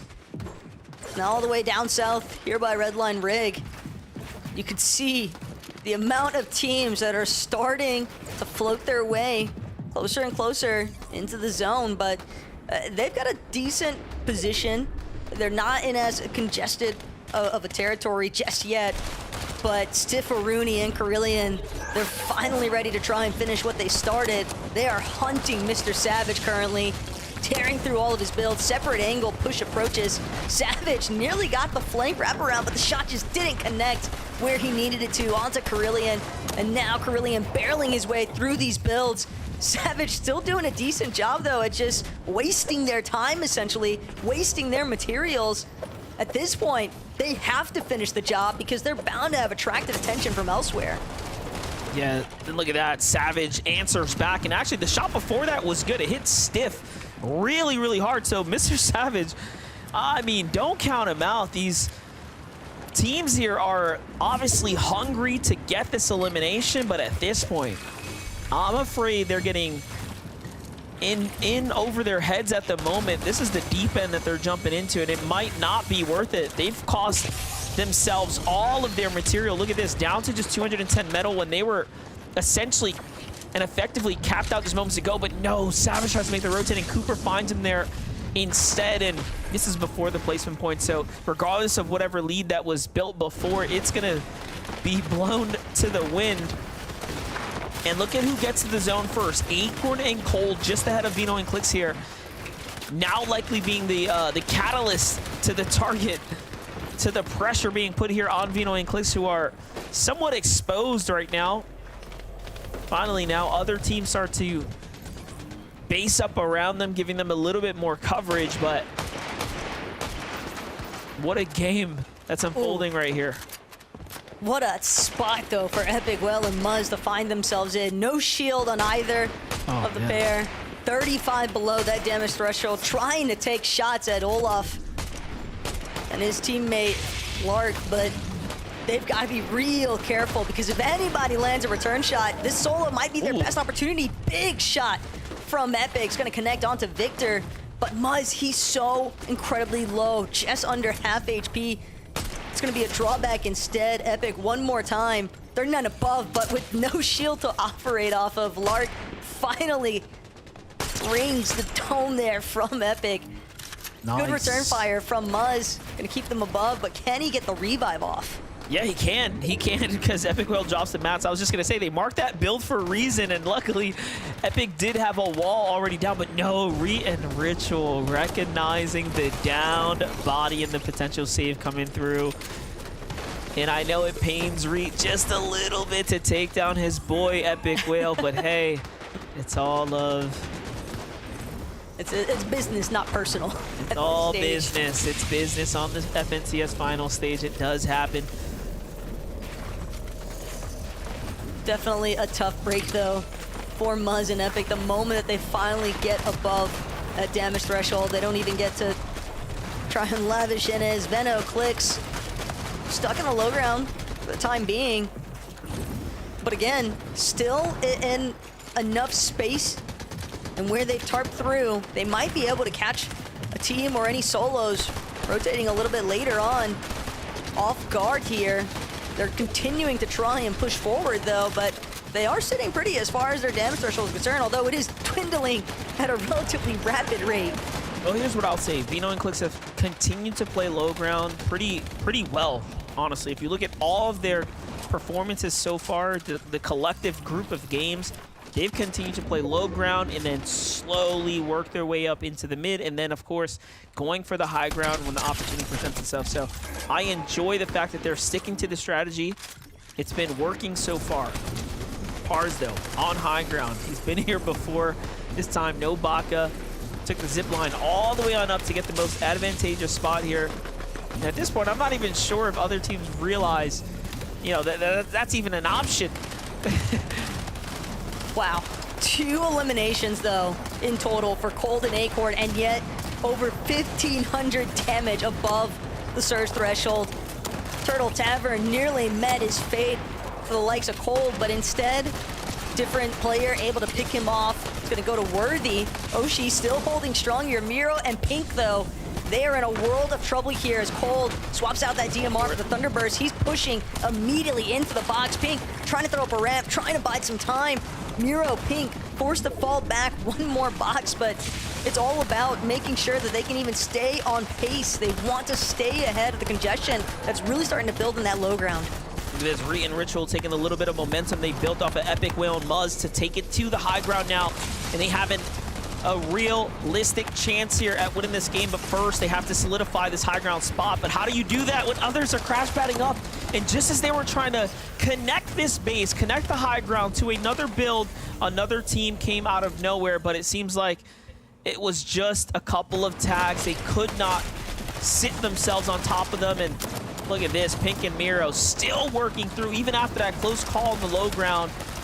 They've gotten themselves up just a little bit here, but the pressure still looming from down below. Meanwhile, Acorn and Cold are that, or is that team down there, and then Cooper and Kanata on the front side right now. So this is truly anyone's game as these teams are more than healthy. Yeah, Miro and Pink immediately moving towards that mid-ground front side, but they didn't get a chance to go to the body. They didn't get a chance to actually grab the material refresh, which is what they need most. Clicks, Veno, again, we commended them for the way that they've been playing the low ground so far today, but their builds are just so incredibly low. They've got Batman, Booga, and Rapid approaching them. It's only a matter of time for the two are forced to tango, and Clicks instantly shot down. Veno meets a similar fate. Curve, Rapid, with the respective individual elimination counts there, is now Cold and Acorn just tearing through this mid-ground layer. Took down Curve, took down Worthy and Alex as well, and they're just continuing to dominate here, but finally someone gives them a little bit of resistance, and down they go.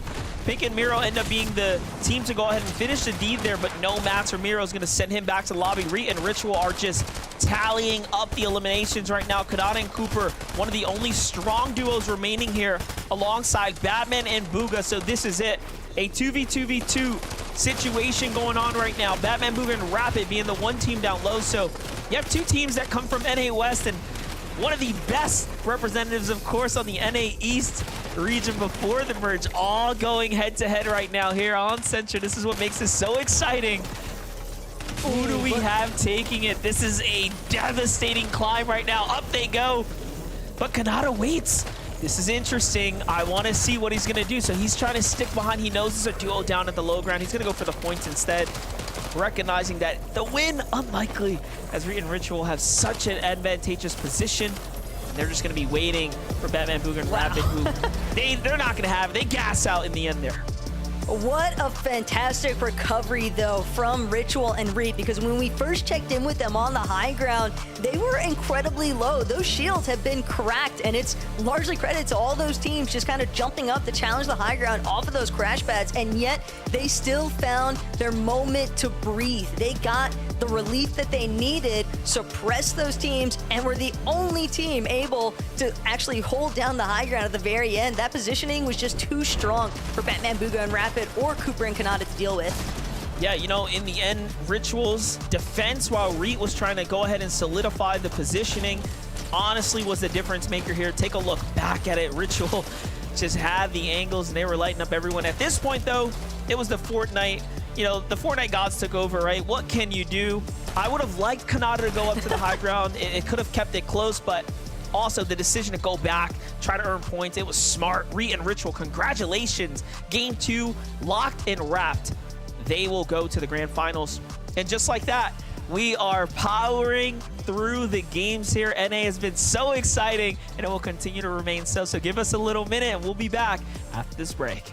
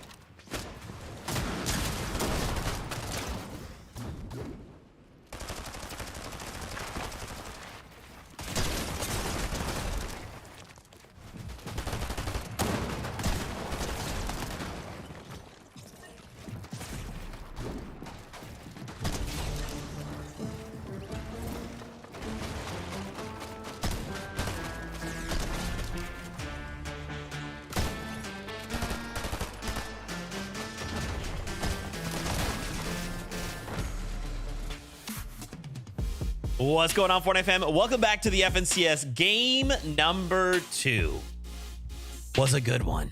Reet and Ritual, they got themselves the victory royale. And I think the craziest thing to me is they were relatively quiet yesterday, right? They weren't showing up crazy. They weren't doing anything flashy. And Taco makes a call out. Hey, listen, I think they're a day 2 win team. And you know, MDF's like, okay, Taco. And then here we are, day number 2, game number 2. And these guys win it. And to think, Vivid, this all kind of went crazy. These guys are on the low ground, suddenly on the high ground. I mean, I don't even know anymore. Yeah, I think the most impressive thing for me this game is that, you know, time and time again, we always talk about how these teams that try to hold higher ground very, very early on in the end game, they usually aren't able to do it. But look at this, Reet and Ritual were able to do it throughout the entirety of the end game, was able to actually fend off a little bit of an attack from Clix and Veno at one point as well. But the amount of pressure that they were able to apply, and honestly, I gotta give shout outs to the SMG, right? Playing with that weapon. A lot of our teams that actually hold high ground this game, of course, have, you know, DMRs, because that's kind of like the Storm Surge meta. But getting away with the SMGs means that they're able to apply so much more pressure. And I wouldn't be surprised if that was the reason why they were able to hold it so much better this season as opposed to some of our other teams. They're also just historically really good at knowing when to take height. They're always very observant. Yeah. Somehow they're able to stay on the low and mid ground, but also pay attention to what's happening on the high ground. And that's exactly what we saw right here. I think they took it around zone 10. Already had lots of mats from the eliminations that they got earlier on, so it was just a no-brainer. And then it definitely worked out in their favor the way that zone pulled. And I'm sure against the 2 other teams that they were going against, such as Kanata and Cooper, like, you want to have as much distance as possible, and it was pretty much just impossible for anyone to build up into that plateau. So I don't want to say it's luck. Reet and Ritual are absolutely incredible. They already have their ticket to the Global Championships from last major, but Reet and Ritual definitely had a little bit of luck on their side with the zone pull. Yeah, and think, right, at one moment we tuned in with them and they're just getting cracked, right? They have to kind of retreat into builds and try and heal back up, and even through all of that they still get a victory royale under such chaotic terms. Like, man, what a wild stuff. And it's kind of your point, Kanata and Cooper there. I love that we kind of got this super low ground fight, and it's just like the moment you realize, bro, there's like a giant thing that is an immovable object that you have to either go over or it's over, and to just watch all of that kind of like unfold in front of us was really, really funny, Vivid. Yeah, I mean, awesome stuff. You know what I love about Kanata and Cooper? It's like every single time we see them in the end game where it's like top 5, top 3, whatever it is, it's like they're always in a position to try to go up against the impossible. And it actually almost like looks close. It looks possible because of who we are actually watching in the moment, because they're just so talented. Oh my gosh, just look at that. We literally already had 5 incredible teams get their ticket yesterday, and this still looks like it could be a Grands Lobby top 10 between Batman, Booga, and Rapid, Acorn and Cold, Clix and Vino, Baka Paris, Tazaniel. I mean, look at these names that we have here, Zeke. I mean, if you told me that was a grand finals lobby, I would absolutely believe you. And I mean, if we kind of watched this game, Acorn and Cold are just nuts. I mean, Cold is a madman. He is just taking these box fights. Like, even when it's like, hey, we probably want to be rotating, he's like, nah, just hold on. Let me get a couple more eliminations. We need more points. Yeah, love to see that from Cold. And this is the crazy thing, right? You know, we saw game number 1, Acorn and Cold. Obviously, you know, we're seeing them for the first time because we weren't able to see them in the upper bracket yesterday. And then game number 1, they come out swinging, they go for the higher ground. I was like, okay, well, like maybe Acorn and Cold are going to be pushing for the higher ground this season. Then game number 2, they're kind of playing the low ground, which honestly, just got to be reminded sometimes that Acorn and Cold are just that duo on NA that can really play any play style. Yeah, and oh gosh, that playstyle that we had in that end game there was Chaos Hurricane playstyle. I don't know, so much was going on, and somehow Acorn and Cold are always able to stay on top of it. Another team that seems to be able to handle the chaos well is Batman, Booga, and Rapid, and I think this is kind of what we expected coming into the semifinals from them. I mean, they didn't have the best most recent Cash Cup, but their history over the last season has just been phenomenal. I mean, Kelly, you gave them a shout yesterday. You were like, yeah, listen, they're playing Gotta laugh at that. He's like, yeah, I think I lost this game. Yeah, but hey, listen, you still put up an incredible performance there. 11 eliminations. But as I was saying, Kelly, you kind of gave a shout out to them yesterday. We were like, yeah, listen, you know, a lot of people are giving them respect. They've been playing very, very consistently. But the upper bracket format where you kind of got to get one of these wins to qualify early for the grand finals. This season in the FNCS and in the set lobbies, they haven't actually gotten a win yet. So winning games isn't necessarily their playstyle, is seemingly is what it's going to be, but still at the top of the leaderboard in terms of consistency, they're playing well. Yeah, I think it's pretty obvious, unless something crazy happens tomorrow, that even if they don't get a win, they're still going to make their way through consistency. And we know that that might not be the trajectory you want to take in semifinals, but for grand finals next week, Batman, Bugha, and Rapid are positioned so well to potentially take their first ever FNCS win. And that's kind of why I asked that question yesterday, right? Do we just change everything and just say, Victorial, let's just gun it? Or do we just treat this like a grand finals, right? Do we get that practice we need so next week in grand finals, we just do it again? And for this duo, that's what they're looking to do. They're looking to make sure they lock down that consistency. But I know what you want. You want more games. Okay, calm down. We can get back into the action. Let's kick it on over to the casters to take us in. I couldn't agree more. We have to get back to the action here. I'm already looking forward to grand finals now with Reet and Ritual locking it up, making their way through. I love to root for them, especially in the final stage. Ritual's just had such a comeback story, such a climb, I should say, with Reet having the real comeback story. But hey, Taco, we're just moments away now for game number, what's it, 4? 3? Wait, we're getting into the deep end right now. We're looking at game number 3, MDF. Yeah, there's been so much action taking place within our first 2 matches of the day. I can't really fault you for that one because, again, I think a lot of our teams, Reet and Ritual, seeing them solidify their place, all does feel right in the world, but they're not the only ones trying to find that victory royale, so let's see who takes it in lobby number 3.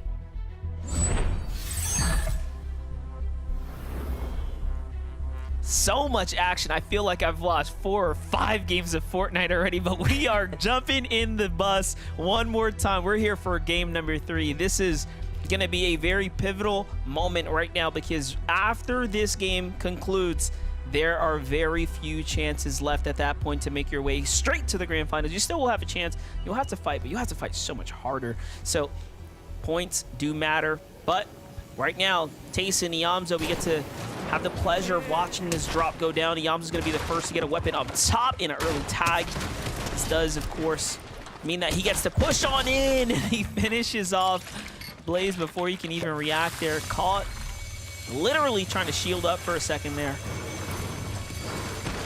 Hey, no guts, no glory, though, after all. And I do have some respect for Gordon Blizzard to actually be willing to try and contest Iamzo and Taysom because these are definitely 2 juggernaut individuals, respectively. And to recognize the fact that, you know, somewhat competitive rookies are looking to take a swing at them, that is a bold. They don't know. Someone's in that porta potty, by the way. Oh no! I thought we were saying he's in the bush. He's in the bush. I'm like, wait, he can get in there somehow, like. They are both lighting him up, but Gord, fortunately, bailed out by Tahi from the side, and that's going to be the departure. Porta Potty will be utilized by Iamzo to get out of that position, and, well, Tace and Iamzo, they're just going to continue their original leap path. A little bit of a spoiler by Tahi to prevent them from finding that second elimination onto Gord, but take a look at what's taking place here with Mr. Savage and Mongrel. So far, they've had the edge over Death and Edgy. And unfortunately, it seems as though it's going to hold true for a 3rd time's the chart circumstance because 2 eliminations in total. And Death and Edgy definitely in a rough position now because it's all just Savage and Mongrel coming up on top at this drop. Yeah, and you know, it's not the prettiest drop, right, for Mongrel and Mr. Savage here, but they're getting the job done, right? Like, even this right here, this is probably, I'd say, the cleanest of the drops we've seen so far, so they're only getting better. It seems like the fact that they're making end games and they're warmed up, it's almost like a snowball effect right now, so they're taking this into these drops, which is great. Trashy and Threats on the other side, also contested against Joyo and CR. Again, they seem to be on the short end of the battle here, making mistakes, finding themselves punished, and it's just not looking too good. And we're talking about these are very much veteran players. Trashy and Threats are just phenomenal. They've been here for a long time. They have a lot of years under their belts, plenty of FNCS appearances. But Joyo and CR are just showing us that the new guys are here to play. Yeah, they definitely want their own kind of names to be established at this point, and the fact that they're forcibly pushing back threats from Pleasant Piazza. But one big trend that's definitely taken place is that some of these drops are just so volatile. I mean, they are just outright 50-50s essentially, and a big risk, big reward, you want to believe, but it's all about transitioning these early game successes into those late game performances. And I think that a duo like Mr. Savage and Mongrel, they've been repeat delivering, because so far I know it's only 2 lobbies out of 5, but we have seen them successfully maneuver the most part through the later stages of that mid game into the late game. And I think definitely are outperforming some of the expectations that public perception has placed upon them, which is kind of crazy because they have definitely been grinding so much leading up to this. Yeah, putting in the work, it shows, but give Clix a little bit of the focus here. He's W-keying TK and Tavern right now. And he's probably feeling like, hey, wait, this team's running away. They don't have the confidence. Maybe we can take this team on. And he's already gotten a few tags. Vino has the side angle here. And they are just putting in devious work right now. Vino's playing super lurker, going all the way around the outskirts. They have no idea. And there's the tag onto TK, a headshot from the DMR. He's gonna really feel that one, and Vino and Clix are coming through. They're collapsing on in. Nitro is already active. And this is where Clix and Vino play best. Box to box, wall to wall, especially when they have the advantage on their side, but seems like they played just enough there for them to want to back off. And I can respect that, right? I can respect the fact Clix and Vino, of course, want to play for the victory royale here, not just consistency in the points. Because with 110 points, they probably make their way to the next stage tomorrow, right? So they don't have to do anything outrageous this game. Well, I think the main thing also is that Clix doesn't want to spend too much time in that engagement because he wants to set up positioning on the hill just a little bit north of Sandy Steps, because he wants optimal view on that forecast tower off in the distance with about an 89% spawn rate, and it has made its appearance for this lobby. So all eyes, all focus is going to come onto that forecast tower for Clix and Veno, and for good reason, because if you have knowledge of every single future zone for the duration of this match, that is such an optimal way to be able to play the game and just position in general. And we saw lobby number 1, we believe that Clix and Veno had control of that forecast tower, and it benefited them greatly. They nearly won that match. Yeah, like, let's be honest, that's the edge that they have over pretty much all of the competition in this lobby right now. And they've continued to actually get the forecast tower all throughout the duration of yesterday's games and today's. And they've come incredibly close of winning the game. So wouldn't put it past them to take a victory royale before the day's over. However, the competition is just so difficult. Take a look at Haju. Owl here. Phenomenal work. Taking the walls, playing the angles, doing everything they need to do. But on the high ground, this is not something you see very often. A full-on early game build battle. Is this on top of a forecast tower right now between Source and Hazen? Incredible stuff right now. Yeah, another popular forecast tower spawn tends to be the one close to Hazen and Source, as well as Poffy. They seem like they might have had the edge initially, but Source now, no shield. He's gonna be forced to utilize that Nuka-Cola, but he does still have an ample amount of shield to recover if necessary. Doesn't seem like it's gonna be the case though. At least can go pick up the immediate refresh onto that elimination he'd already secured onto Milk, and now another shield potion just gonna be used. He's got to be feeling comfortable now to continue this battle, and you wanna put an end to it ASAP, because third-party engagements are bound to happen the longer you stick around. And you could just see the comms, right? Absolutely communicative with this duo. It's just perfect. But look at this, though.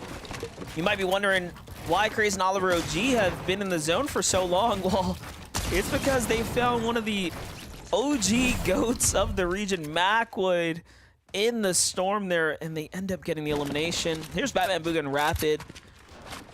What has been the key to their success? How have they managed to stay so far ahead of the competition? Well, it's based off of the hard work of these early battles like this, and you know what? Smart play by them. Although they find a couple tags here, it's not worth them sticking around. They're going to give that one up, and on the other side, Acorn and Cold. We've seen this happen before. They are also no strangers to fighting inside the storm line here at the red line rig. Almost wonder if what they might be chasing after is potentially the team that has that machinist medallion. They also probably want that mythic combat assault rifle.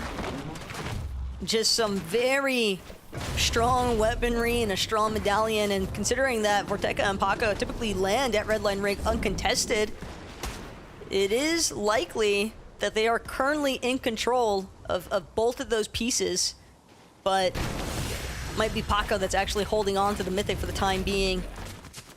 And they are going to probably have to continue to worry about Acorn and Cold kind of just breathing down their necks, because Acorn and Cold, they have been extremely aggressive throughout today.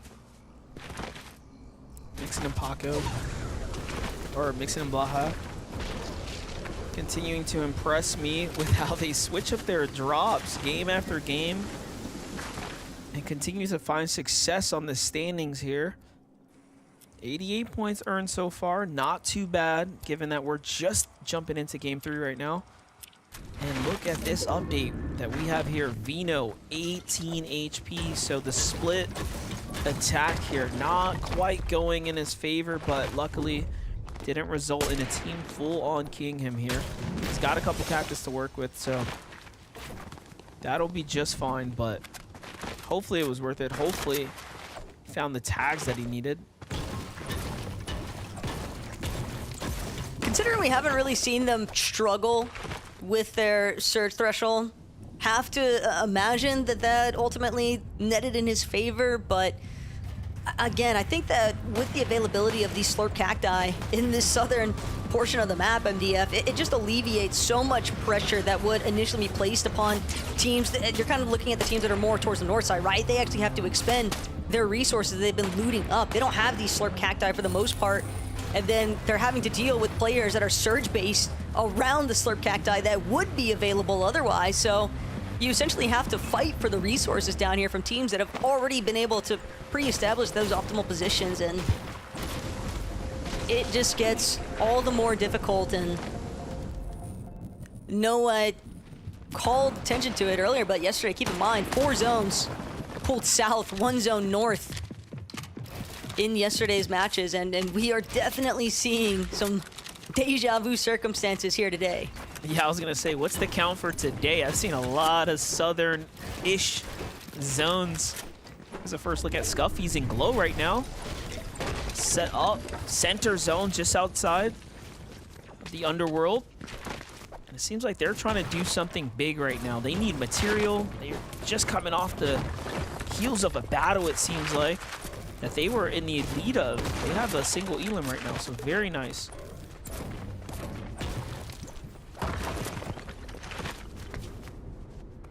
When you think about some of the teams kind of surrounding this underworld territory, first one that kind of comes to mind for me is going to be like Pink and Miro and Pen Pump. Yeah. Keep in mind, we already saw Batman Booga and Rapid from Grim Gate. They'd rotated much earlier on to be a little bit closer to the action. And they were rocking 2 total eliminations as well, so they've definitely found some success in the uncontested start that they've had here today. But Jack and Cease, they are trying to build some momentum for themselves here today. We've got glimpses, but don't think that they've had an opportunity just yet to really kind of captivate that late game success. Yeah, Cease is one of those players, man. You can never really sleep on. He always pops out, he shows out, makes it to these FNCS, you know, finals appearances, whether it's through consistency or otherwise. But right now, absolutely, Jack and Cease are struggling just a little bit. Cold and Acorn are not, however, here with the Rift Island landing right on top of them. Do keep in mind, they're one of the teams that was deep in the storm, so they're coming out of exhausting their resources. Very worth fighting for them right here. Vorteca and Paco had a hot streak yesterday. Continue to play very strongly here today so far. Very decent. But a win is hopefully on the horizon for them. Shots coming in from the outside edges here. These are teams that are way in the storm right now. The problem, though, is that it's only a matter of time, you would think, before Vorteca and Paco can get their revenge on the teams taking shots from behind them, because they're going to catch this flaming boost tube. They just saw Savage and Mongrel exit through it. It's Seek and Dash, actually, who are trying to close that distance sooner rather than later, maybe hoping that they can get a close-range battle up against the likes of Vorteca and Paco. But Vorteca and Paco, they're not going to stick around to find out. Everyone instantly entering into the flaming boost tube. We just saw like 4 separate players enter at once, and almost have to anticipate that they're all trying to shoot at each other as well. I love how the timing worked out, though. They were like, are you going to go above us? But then shots started coming in, and we're like, hey, we got to go now. Like, they wasted no time. But while we were looking at that, another fight going on here at the Rift Island. Acorn and Cold, we talked about them needing that material, the resources after staying too far in the zone. And look at that. They waste no time to fight another team at the Rift Island. They clean and honestly swift 2v2 right there. Onto Velo and Geek. Well played for them. That's going to be a huge, huge turn of events for them. And now they're absolutely positioned for endgame.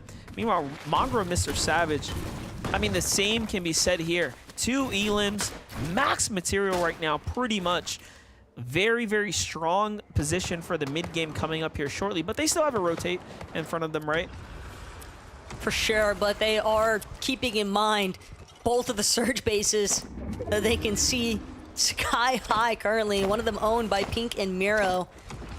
Pink just tossing out taking their resources, everything. I mean, I can't blame them. They must have spent a decent amount of time collecting all of this shield, and sure enough, Mongrel, Mr. Savage, they caught wind of it.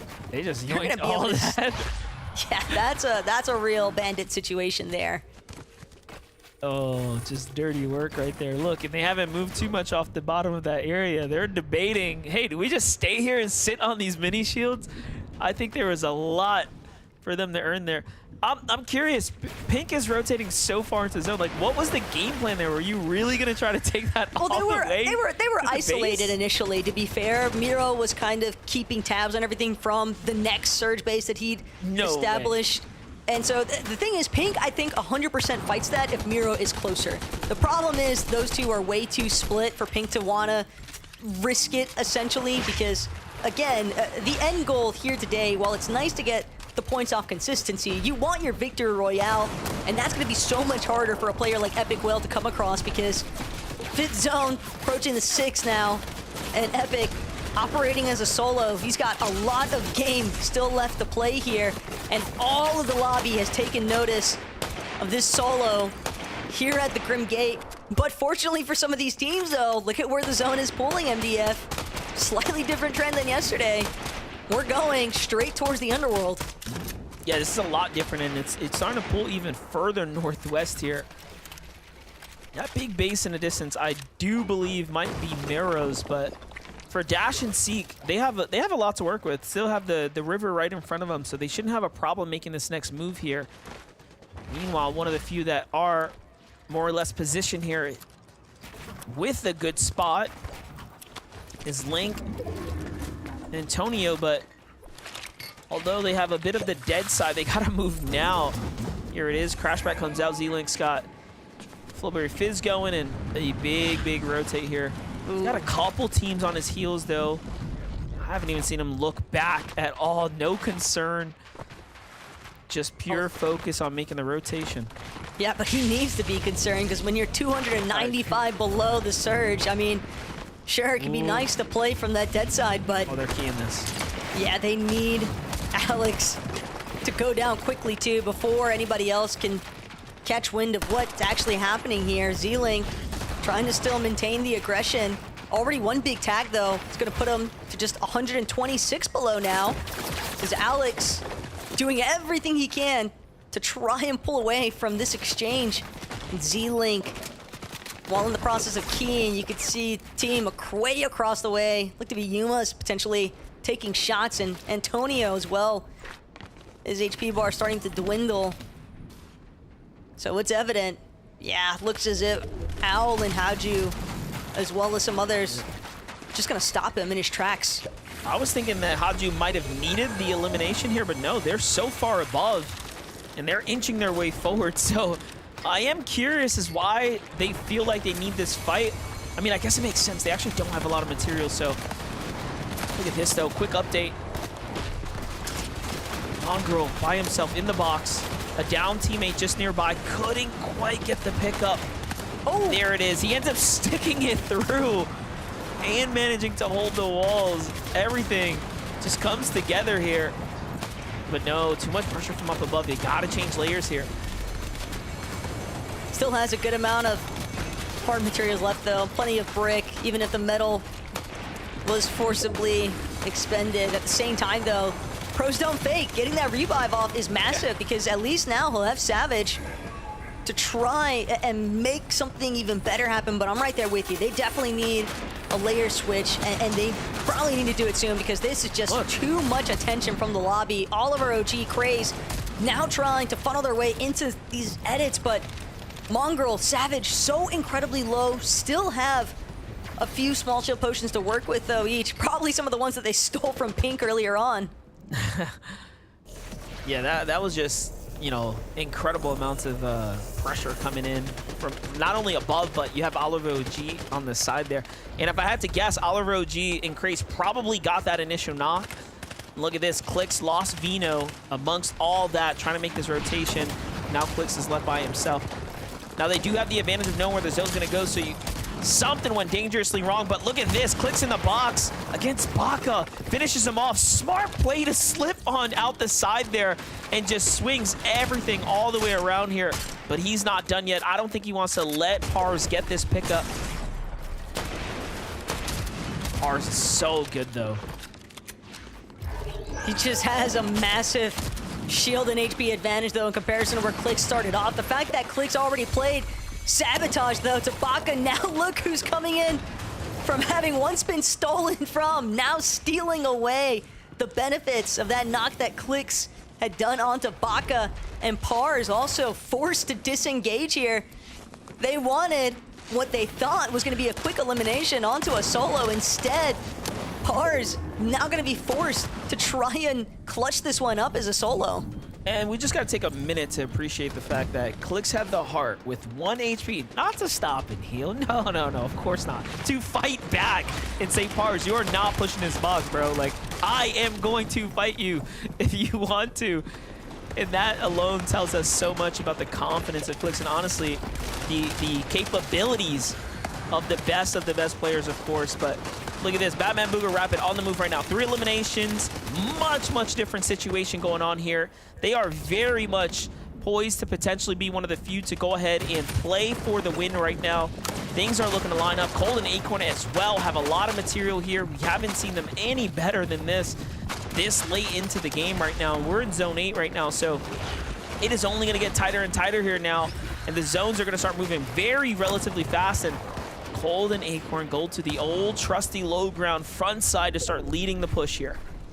Granted, if it's not the crash pads though, it's now the underworld dashes that so many of these teams are going to have to keep in the back of their minds, because no layer is really all that safe. Neither is any of these boxes, because it's so quick how fast someone can move into your box with one of those underworld dashes. And again, Mr. Savage and Mongrel also playing from that ultimate low ground. Paper and Victor, however, they seem to have their sights set on the next front side. They're looking for the complete takeover here, and Paper cranking up immediately. It's clear that they want to play for hype, but they might not have the material count to do so. Yeah, they definitely don't. I don't think they do right now. They're going to need at least an elimination in order to go ahead and secure some high ground. But Magro and Mr. Savage instead are going for the fight because they absolutely have to. 26 below right now. Teams in sight. Yamzo, Tayson in front, Kofi on the side there. Or there's some low ground options, but indecisive. Starting to kick in here. Magro not sure what they want to do. Go for height, go for low. This is going to be a very important decision they make right now. But the zone doesn't allow them to sit too comfortable. Meanwhile, on height, Mixon and Blaha, you just never know where this team's going to be. But they get cracked out of their positioning there by the hands of another duo down below. And Paper is the second high ground team right now. They're eyeing things up for a second. They're not the only ones either. You can see Yamza, Tayson, Pink, Miro, everyone trying to make sure they can maintain a decent position from that secondary height. Another chop onto Blaha and Mixon. And Blaha, he's got these crash pads. Gonna keep trying to stay ahead of the pack here. Jumping straight to that next front side of zone, but Cold in the mid ground runs into Yamzo, takes him out. Massive shots ringing through. And now Cold and Acorn, with yet another refresh that they can claim, they just want the high ground, yeah. I was gonna say, I think they're gonna go for height right here and now, but look at this, Mongra and Savage, we're wondering if they were gonna come down for a refresher, and they do just that. So now they find themselves on a complete opposite side of the zone here, but it's a moving zone, and they're right in the front. There goes the material split. Magro and Mr. Savage are gonna be one of the teams to look out for right now, but up top, I'm curious, where's Acorn and Cold? Have they made a move for it? Mixon and Blaha, we already know, are running out of material up top, so it's only a matter of time here. The heals are starting to come through. That's a win condition in the hands of Cold. But if we know Cold, we know he's probably going to want to fight for it. Meanwhile, Paper and Victor, they just take it amongst themselves to go for height after getting the refresher, and here they are up top. Paper is a very, very experienced player. We've seen him win games on the FNCS stage before. Could this be the grand finals right in front of him? It's just so difficult because he doesn't have a high fire rate weapon. He's putting a lot of dependency into the accuracy behind some of those DMR shots. Source, a random quick tag to Cold on the low ground, but instantly dashes away. He's still just kind of going back and forth, seeing just how much he can actually heckle Cold and Acorn in the process. Really just might be fully focused on trying to see if he can get a lucky knock along the way, but Batman, Booga, and Rapid, they are now the ones who have overtaken height. Paper and Victor stand no more at the top of the lobby here as things just continue to get more and more hectic with all these players dashing around.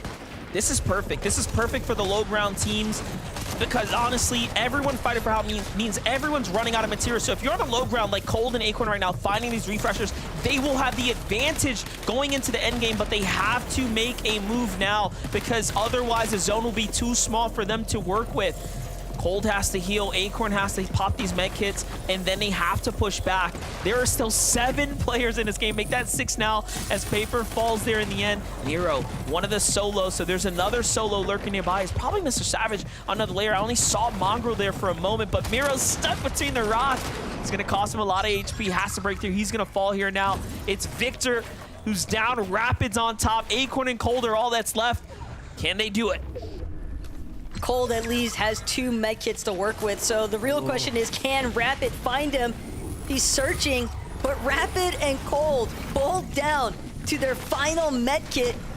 Storm Sickness could potentially come into play here for either of these players, but it looks like Cold is going to have the slight advantage here.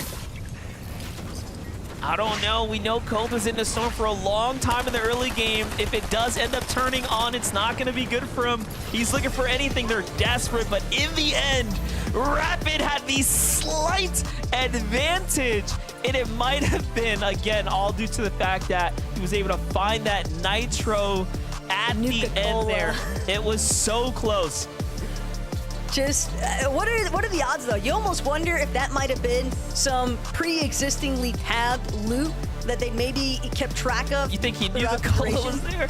It might have. I mean, it's definitely, I think, a little bit more taking fate into his own hands at that point, because these two weren't going to manage to actually encounter each other directly. You could see Cole desperately trying to search for him, but Yeah, Rapid with the quick thinking, always smart to go back through a lot of those pre-existing builds, especially when there were so many eliminations taking place in the low ground. It was really only a matter of time, I guess, before one of them was able to find some of those essential loot items necessary. And the Nuka-Cola, that's really the difference maker here today, MDF. But congratulations to Batman Booga and Rapid for punching their way into the grand finals. And we'll see everything else that's going to unfold here today after this short break.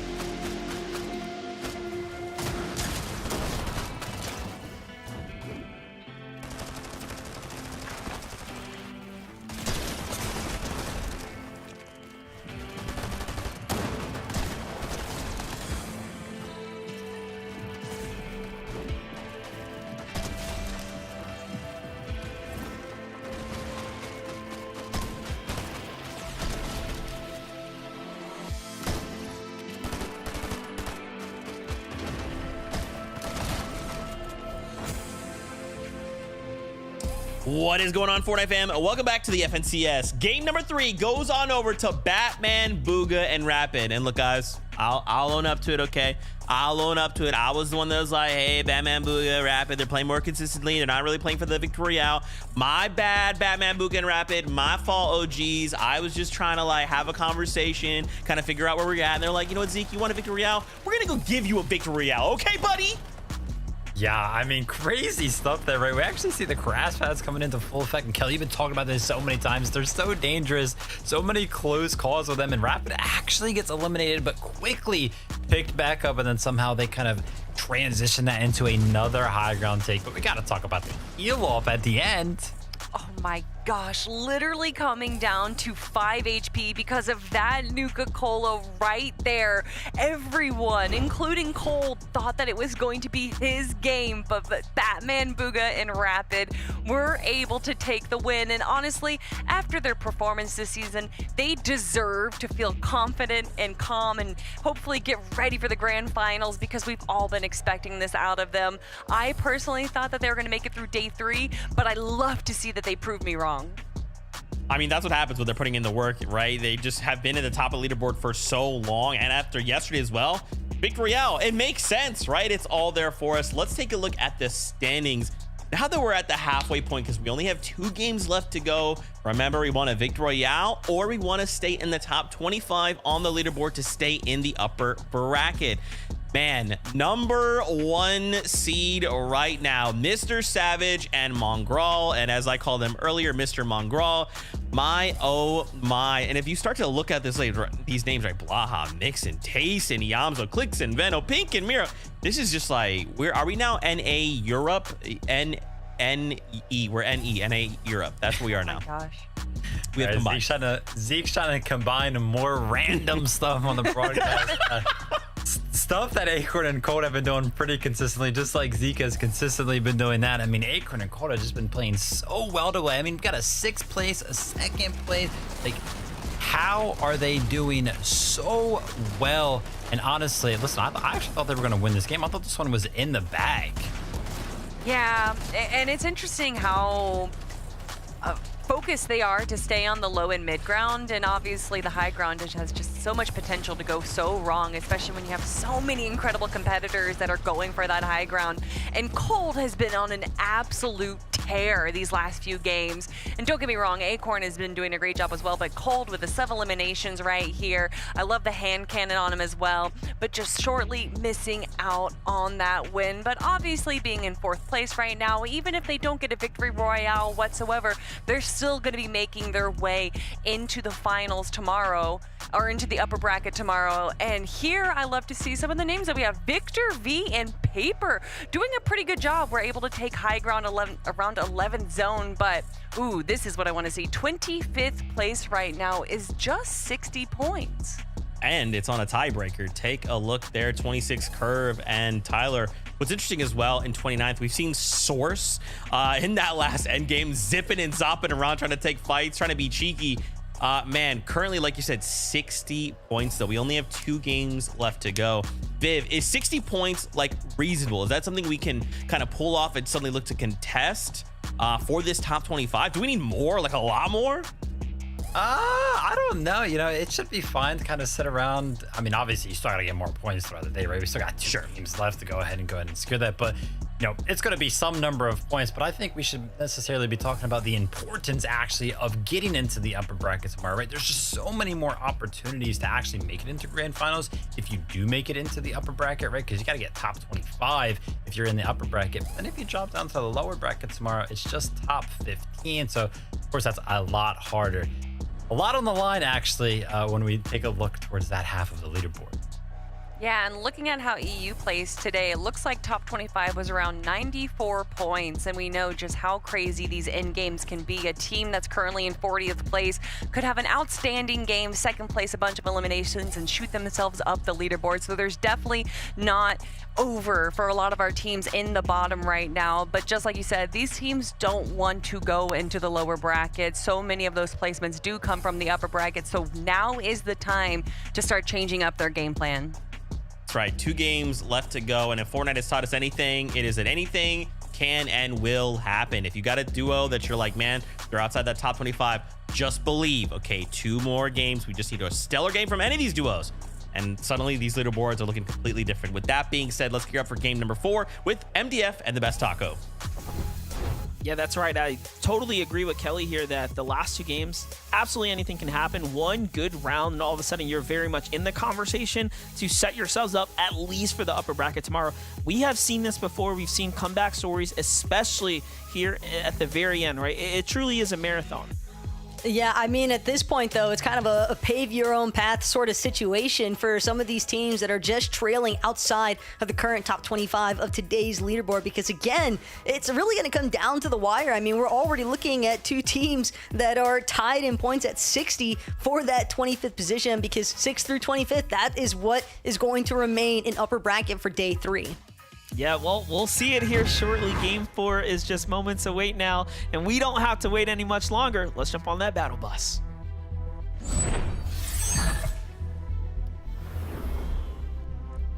Here we have it, Taco. Game number 4. We're in the tail end of the competition here today, and this has happened so fast. Game after game, start to end, start to finish, has been extremely exciting. And I think it all has to do because of how much action we have just unfolding to really hold us through the early game here, right? We've seen Edgy and Death try their best up against Mongraal and Mr. Savage. It's been the talk, I would say, of the start of these rounds. What do you think? Who do you think is coming out on top?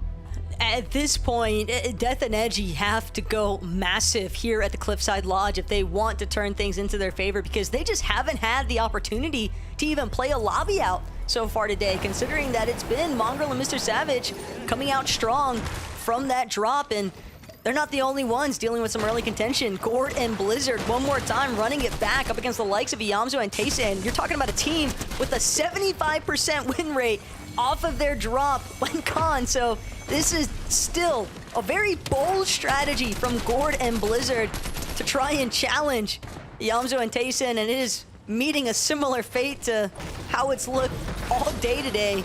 2 eliminations cleanly now onto Tayson, but a really nice start to their surge strategy if you think about it.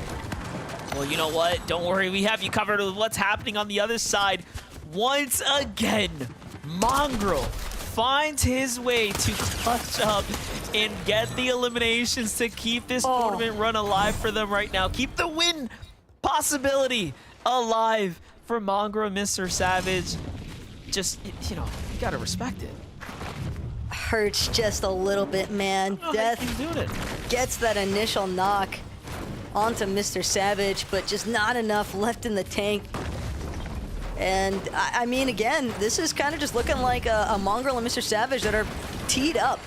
And the practice that they've been putting in, the numerous hours of catching just about every single scrim, playing through every available Fortnite session just about in terms of competitive opportunity to practice, they have been on point, and I think that they are definitely kind of reaping the benefits of that practice. It's clear when you're going 4-0 off spawn. Yeah, and I want to say something. I'm sure everyone's, you know, thinking this as well. We got to remember, Mongraal was honestly the rustiest of the duo, right? Let's just be honest. He was out of form, out of practice for so long, but he makes his comeback. And to see him being the anchor, right, of the duo right now is exciting. It's good that he gets his opportunity to shine here and to show that he's a very vital part of that team's success, and he might be the reason they go to grand finals. We'll have to see. This is getting very, very exciting. It's game 4, though, if you are just tuning in. We're looking for the victory royales right now. A win sends you straight to grand finals. Performing well will send you to tomorrow's set of games. We'll have another long, long run in front of us, so this is it. Couple chances left now. And to be fair as well, for Death and Edgy and their current circumstance, right, because you've been wiped off spawn 4 times now, the last lobby, I mean, all it really takes in a 5-game format is one huge pop-off game, so it's not over just yet, but I could definitely see it being a little bit mentally impactful, but at the same time, it is a really, really volatile drop position because you are just so 50-50 with where you're able to get that floor loot, for example, and it just doesn't seem like it's been able to pan out in their favor so far. But yeah, I mean, they're not the only team that's met their fair share of struggles throughout the course of today. I think that Baka as well have definitely encountered a fair amount of difficulties in some of their late game moments. I mean, just think about what happened in the last lobby when they were trying to make a play onto Clix as a solo. Yeah, that's right. I mean, so you know, it has to feel good if you've been playing pretty decently all throughout the tournament so far, because you know tomorrow is secured for you. However, you know, getting the win, going straight to grand finals is what matters. So you can start playing for that big money, play for that global spot. But hold up, let's jump in right now. We have Stiff and Carillion. Saw what they were able to do last game, being the team that quite literally hunted down Mongrel and Mr. Savage. Mongrel who made that fatal error, opening up an edit against them. And then from there, it was just downhill, but shots are trading back and forth so far. Oh, I love that little angle. He didn't find it, but that would have been filthy if he would have caught Nerface right there. It was close, but look at this. Danger starting to approach and approaching pretty quickly. They recognize that. They put up the defense. It's Vorteca and Paco who are pushing in right now, so the disengage, absolutely warranted here. Good call from them to start backing off, but it's going to come down to Paco and Vorteca on who they want to push. Yeah, no, Vorteca and Paco want this fight. They are setting up to hold both of these duos now. They could even essentially just continue to hold this slightly elevated position and force Nerface and Sid, Stifferoony and Carillion to go back to duking it out with each other and then just pick up the scraps after the fact, because they've got the luxury already of having looted out Redline Rig. They've already got the Machinist Medallion. They've got that Mythic Combat Assault Rifle. This is really just all down to how much time they wish to invest in. But the way that Vorteca is just continuing to kind of trail, following Carillion and Stifferoony's movements, right now, the biggest opposition he's dealing with is maybe some other teams off in the distance.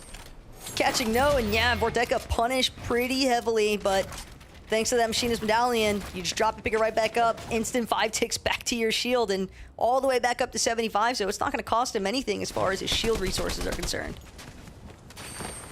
Yeah, they're one of the few in a very unique, you know, circumstance, if you will, to do what they're doing right now. Play this aggressive, be this, obviously, somewhat reckless with their peaks there, but nonetheless, we jump into another fight going on here. Thornton and Chris in the low ground having quite the difficult time putting up a good performance. They're going against Owl here and Haju. Team has been playing a little bit better than them thus far into the tournament. But it seems like Haju and Owl that can just have that one good game, punch their way into the Sunday seat. There's no time to waste here.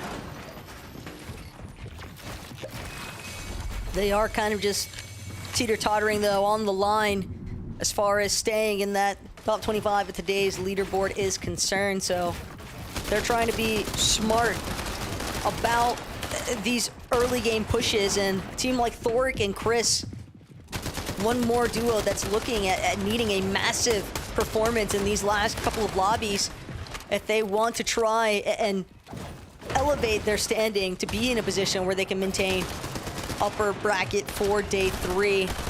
But this is a pretty rough situation that they currently find themselves in, and the longer that it takes for either of these teams to find an elimination on the other, if at all, the more time it's going to give for some other teams to take note and get interested in a potential third party.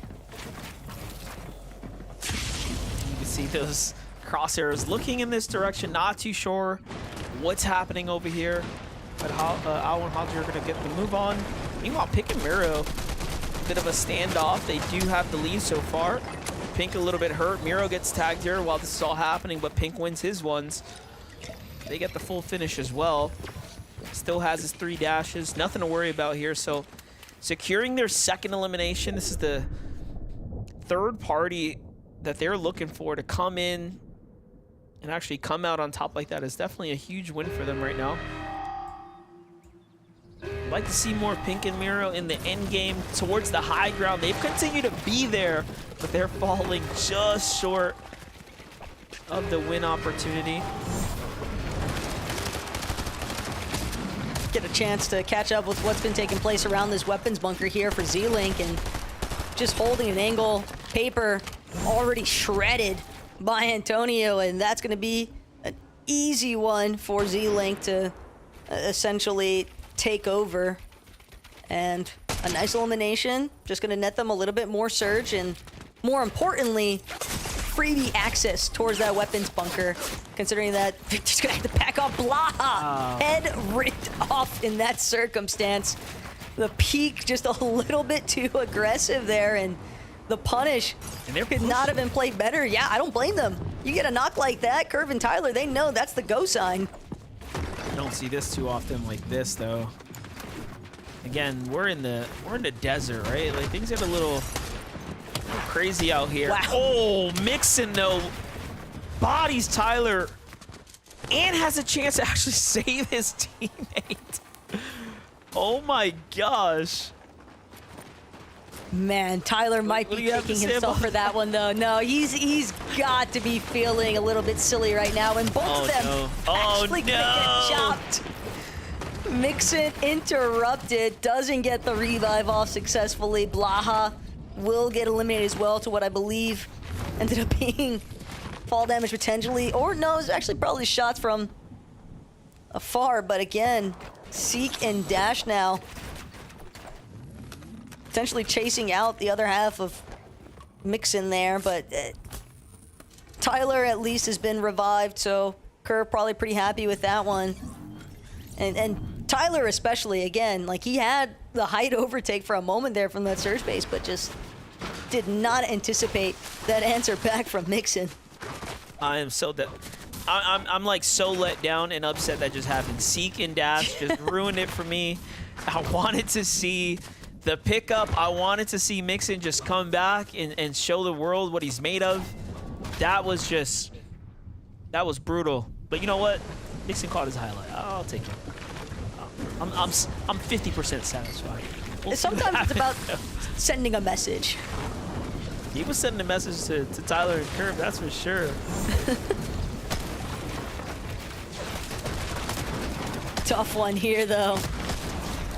Teams caught in the storm, and Kyle just nowhere left to run. He's got Trashy and Threats, but Trashy and Threats, they have been relatively quiet throughout the course of today. We've seen them encounter a lot of difficulties with that early spawn drop contention by Pleasant Piazza.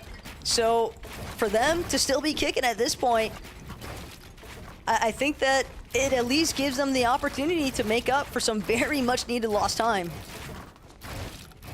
Yeah, they'll have to do just that. Meanwhile, big surge base here. Once again, outside one of the flaming hoops. So Savage looking for any sign of a player nearby. Little does he know he missed his chance. Wants to Seek in company.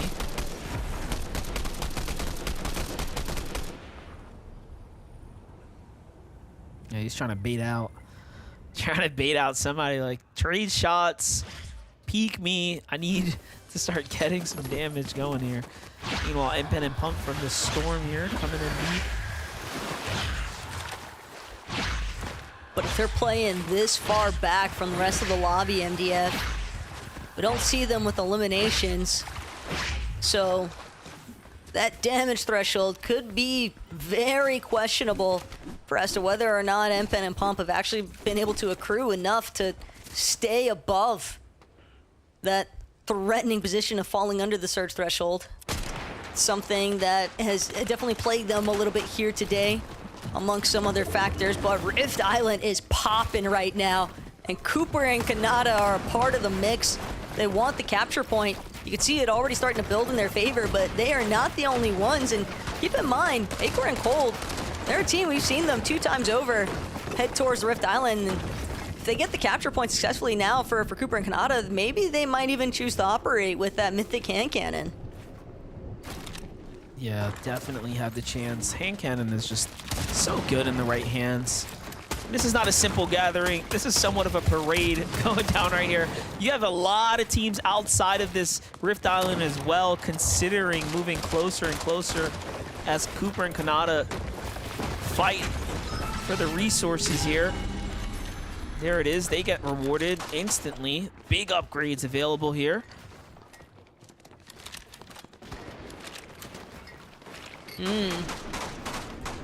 Cooper kind of, you know, take your pick of the Flowberry Fizz at that point. But down below the island, Got Oceana, Worthy, and Alex sitting pretty.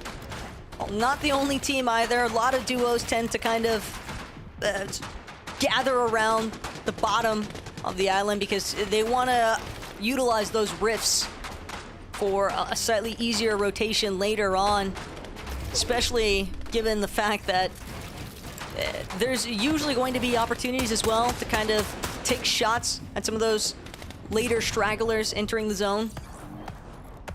I like what we're seeing from Alex and Worthy. The first couple of games, it was a little bit disappointing. They were falling early. The last two, however, this one and the one before this, they finally figured out what was going wrong in the early and mid games, and now they're doing well. Starting to show themselves, show their stride.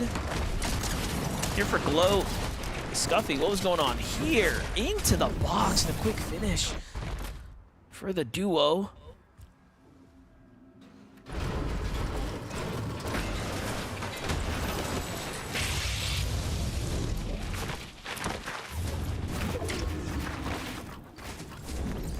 A lot of traction kind of starting to pick up, though, towards Mount Olympus. Source and Poffy, they're trying to get ahead of everyone else. They know with the amount of shifting elevation that tends to take place with zones that pull this direction, it is really important to try and... You don't necessarily want to go too high too soon, because then you have to worry about the potential of having to actually go back down the mountain faces, but I think where they're currently situated, I mean, you're slightly above. You can still get a good overview of teams that are starting to enter the zone.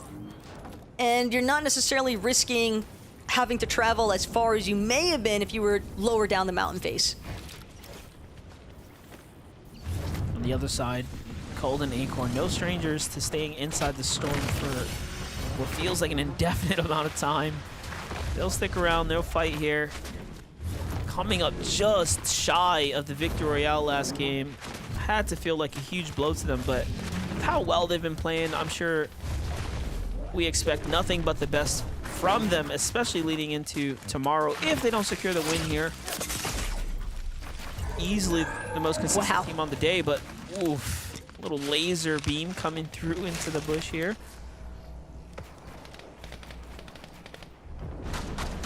Wonder who sent those shots Cold's way. I mean, you see Miro and Pink not too far, but Broken 20, they've got a knock onto Victor. Currently trying to see if they can get the other half of paper, but at least for right now, they're gonna have to put that thought to the side, because Clix and Veno have moved into their current position and they've taken over their box. Clix, Veno with a successful knock onto 20. That's gonna be the full elimination instead. And even with only one elimination, they're practically 500 damage above the threshold. And that refresh could not have come at a more optimal time. Yeah, that kind of decision right there only happens when you are worried and concerned about your surge becoming an issue. Look, it just updated. They're once again just 200 above, you know. Had they not found that elimination, they'd either be right below or barely holding on. So making the right decisions here, finding the quick eliminations, extremely important to get to watch how this all played out. So seeing what was happening in front of them, look, they were 126 above before it happened. They absolutely had to take this fight here. Very critical exchange.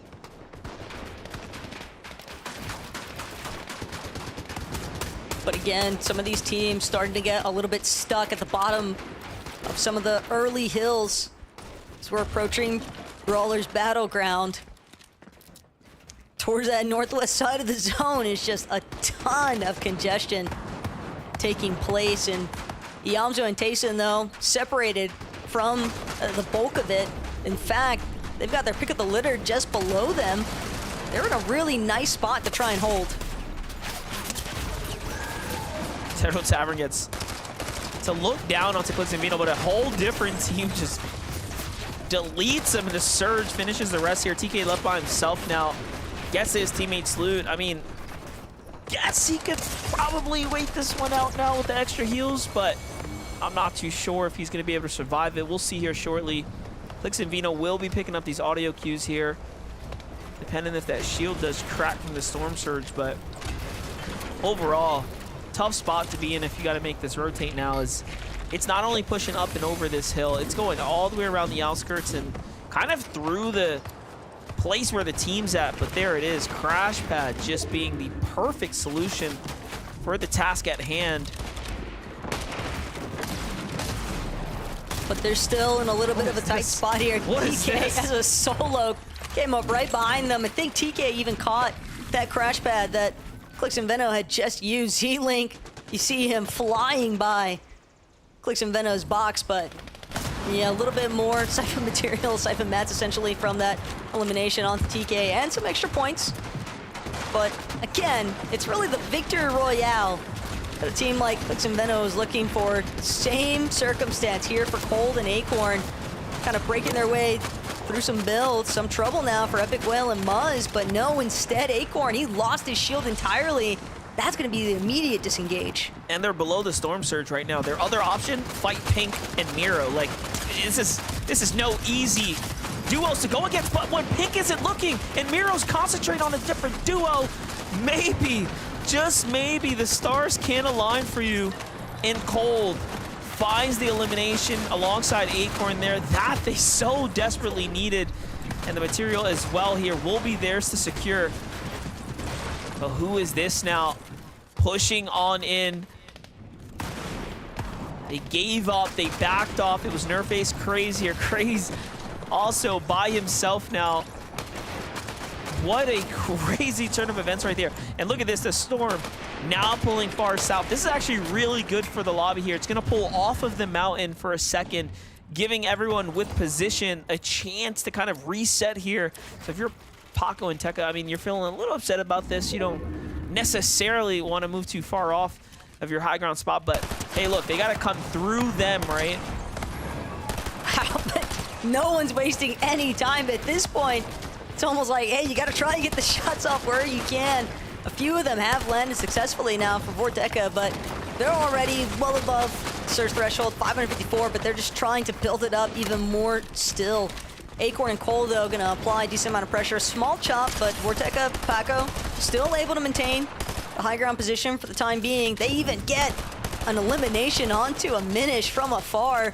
But Vorteca, he's not gonna have an opportunity just yet to go for the body, to go for that loot.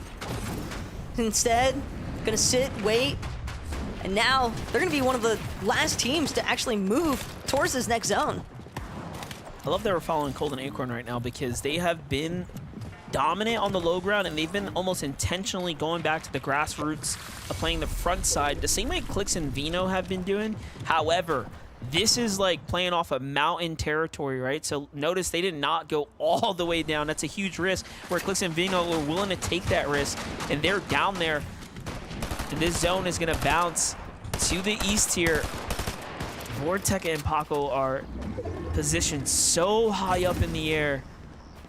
I'm not even sure if they want to come down, but they kind of have to. They're low on material here. They got Nitro Splashes, though, and Flowberry Fizz, so they should be A-okay. Same can't be said, though, for Rafiki and Edward under so much pressure right now. Cold, Acorn, they are just drooling at the thought of getting another couple of eliminations, and sure enough, clean as could be, lock them in their box, and Cold, Acorn, with yet another refresh, another 2 eliminations, and yeah, just maintaining that control of these mid to low ground layers, but they will expand the Flurry Fizz in a crash pad just to keep trying to play towards that front side of the zone. Tayson and Yamzo, meanwhile, from behind, but they are on the ultimate low. They are taking shots up, chopping out the floors of players above. Looks like Cooper was just a victim himself to Yamzo even. So the elimination taking place a decent time, but they are running a little bit thin on their resources. And this really puts it into perspective just how hard it is to win these games. Like, the task right now is, how do you get past Veno, Clix, Tayson, Yamzo, Acorn, Cold, Kanata, Cooper? Like, these guys are all making it to the end game. Pars, Baka, they're all here. All of the big NA names are here. Miro still alive. It doesn't matter how good your situation is. Anything can happen. And look at this, talking about how things can change. Clix and Veno go for the high ground for the 3rd time this weekend already, trying to desperately pull that victory royale, but the names that we just rallied off are here for a reason. They will not allow you to do it, not for free that is, and Acorn and Cold doing just that, targeting that high ground weak point, bringing down Clix and Vino, forcing them to waste their mats, and then up goes another, and Vino gets punished for it, and Acorn and Cold fight back for the high ground. This is what I'm talking about. You could see the crash pad that Vino was holding on to, but it just works against him. Could have been Tyler, could have been Acorn or Cold at that point. So many players just clearly fixated with the intention of trying to overtake the high ground, but now it's all down to Mongrel and Savage. I was looking just at them. They're still alive, but they don't even have mats. What kind of play is this? It's just pure desperation kicking in right now. It's just absolute mayhem right now, but Tyler and Curve, another team with absolutely no resources. Mongrel's gonna get knocked in the process. Savage doesn't have any mats. He's barely even got time to reload. By the time he finishes, Paco already pressuring him from behind, and that's gonna be another clean elimination. But again, nobody gets to really relish in these limbs that they're actually capturing, because it's just somebody else on the other side of a wall that's immediately knocking them back in return. Well, I'll tell you who does get to. It's Taste and Iamzo, who had nothing to do with that. They were just like, all right, I'm just going to play my layer, wait for this endgame, and meanwhile, everyone else cannibalizes their positions in the game. But Acorn and Cold are still alive. Zypha and Shore are still up too, but Shore's HP is so low. I'm not even too sure if Iamzo and Tayson have enough to stretch this one out, as the elims are still racking up for Acorn and Cold here. They definitely have a slight material advantage, even over our high ground teams, but how long will that last with the shots coming in from up above? They're forced to come down. Acorn gets straight out. Shore falls, and this is it. Tayson and Iamzo served up the victory on the plate. Patience, key for them, and they're going to the grand finals.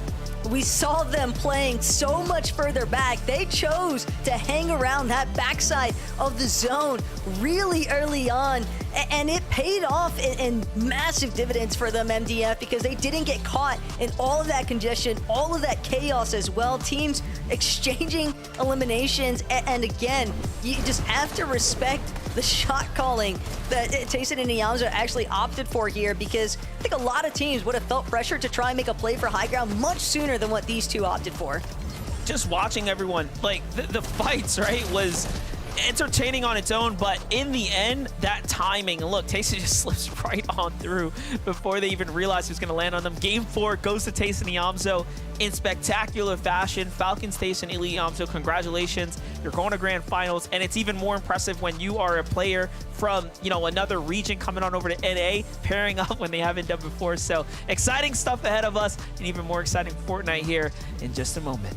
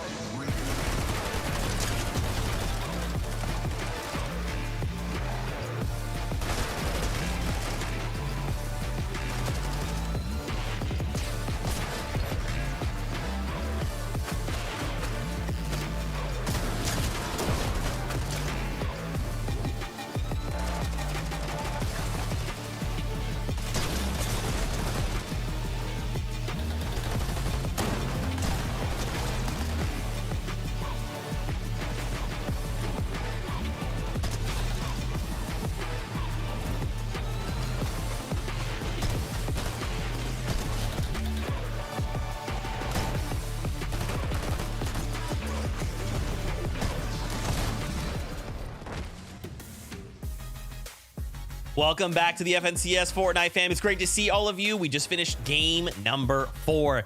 Tayson and Iamzo come out victorious after a crazy back and forth on height. People trading, people saying, oh, zone 11. I think that's when Kelly said we should all go for height, right? Everybody in the lobby, everyone crash pad up. We're all going for height.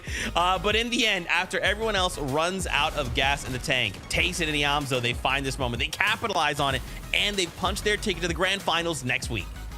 Yeah, I mean, super huge from the duo right there. I feel like there's been a couple of question marks from myself and maybe some other members of the community about how well this duo has been doing, but I think a victory royale right here in semifinals kind of puts all of those to rest. I mean, playing so well as well, finding the right time to take the high ground pretty late into the game as well. I mean, 12th zone, being able to recognize that only a solo above them to kind of fend it off. They go up for it pretty easy for the rest of the game. It's so surprising to me, though, that people could have even slightly doubted this duo. Iamzo being from the team in Major 1 that was so close to winning the Major.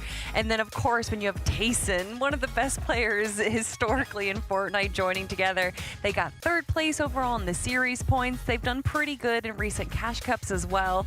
And now they're just showing off how strong they are as a duo. But, Zeke, I felt like for a second that, I don't know, I was about to have a heart attack. What was going on in the high ground in those final moments? I swear, every single time we see Zone 10 on, it is every big competitor, every top team that we think is going to win, and they're all just scrambling for nothing, essentially. None of them were able to actually claim height there until Tayson and Iamzo were able to steal it away finally. I guess they took what you said literally, Kelly. They're like, hey, zone 11's a really good time to take a high ground. And then everyone's just like, dude, everyone go. And then everyone burns everything they have, Vivid. And then they just look at each other and go like, hey, did you have any builds? We all have to go back down. Okay. All right. Well, good luck everybody else, I guess. I mean, crazy stuff. Trying to predict who was actually going to win that game as it was going on. There was 7 different names that kind of came to mind. And one of them, of course, was going to be Acorn and Cold. I thought for sure that with the refresh that they were actually able to find, I think it was in zone, oh yeah, this is the one actually right here, zone 9, able to find a big refresh. And as you can already see, they already had so many builds to work with. And I was like, yeah, this refresh plus the amount of builds that they already have, I feel like this win is definitely going to be theirs, but ultimately we're not able to close it out. And honestly, it just came down to the fact that, there was 3 duos left and they found themselves in a 2v2 first out of those 3 duos. For Cold and Acorn to go below Storm Surge at 8th zone to somehow controlling the entire mid ground in 9th zone is just so impressive. It seems like they just never sweat, never stress. It never seems like they are without control. It may not go their way, but you can tell when players are panicking, and I just never get the sense of that from Cold and Acorn. Yeah, I mean, there's a reason they're currently in that number 1 spot on the leaderboard, and we'll take it a step further. Why don't we take it to the stats, right? There's no way we're just making this up, right? We're just saying they're in that number 1 spot. No, we actually decided to pull a couple of stats, nothing really big. Most damage dealt, most eliminations, a damage ratio, builds placed, and accuracy. Wow, oh wow. I'm seeing a lot of this same name and then the person on that name's duo. Yeah, so it looks like we have some clear top of the competition competitors kind of running away with. I mean, that kind of reflects on the leaderboard, but individually as well, incredible to see this. I also know that Cold yesterday in the lower bracket, of course, they had to qualify for the upper bracket, but in their run throughout the lower bracket, Cold also had the most damage dealt amongst players there, and then Acorn actually had the 2nd most damage dealt there as well. So just individually, both of them performing so well.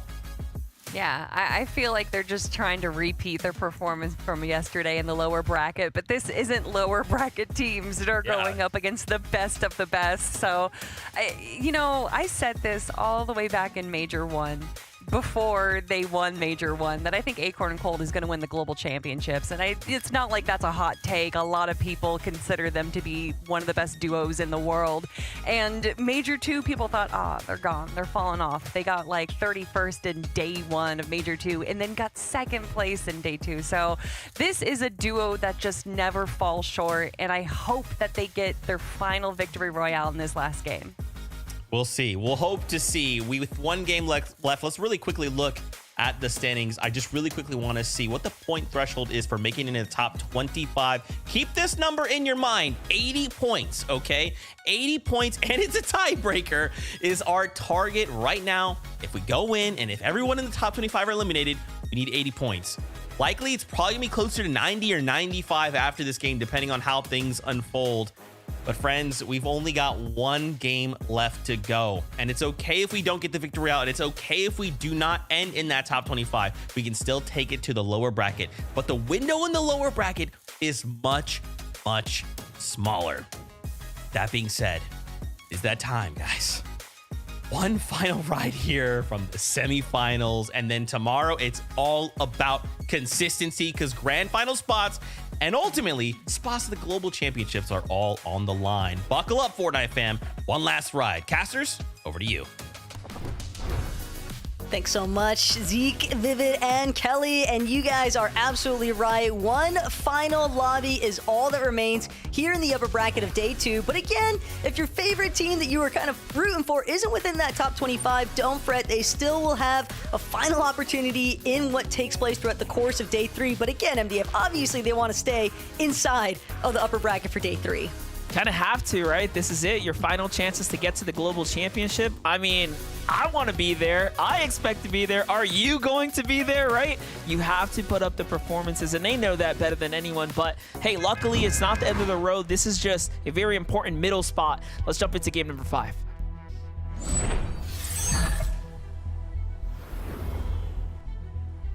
And we are right back at it. The last lobby match here today.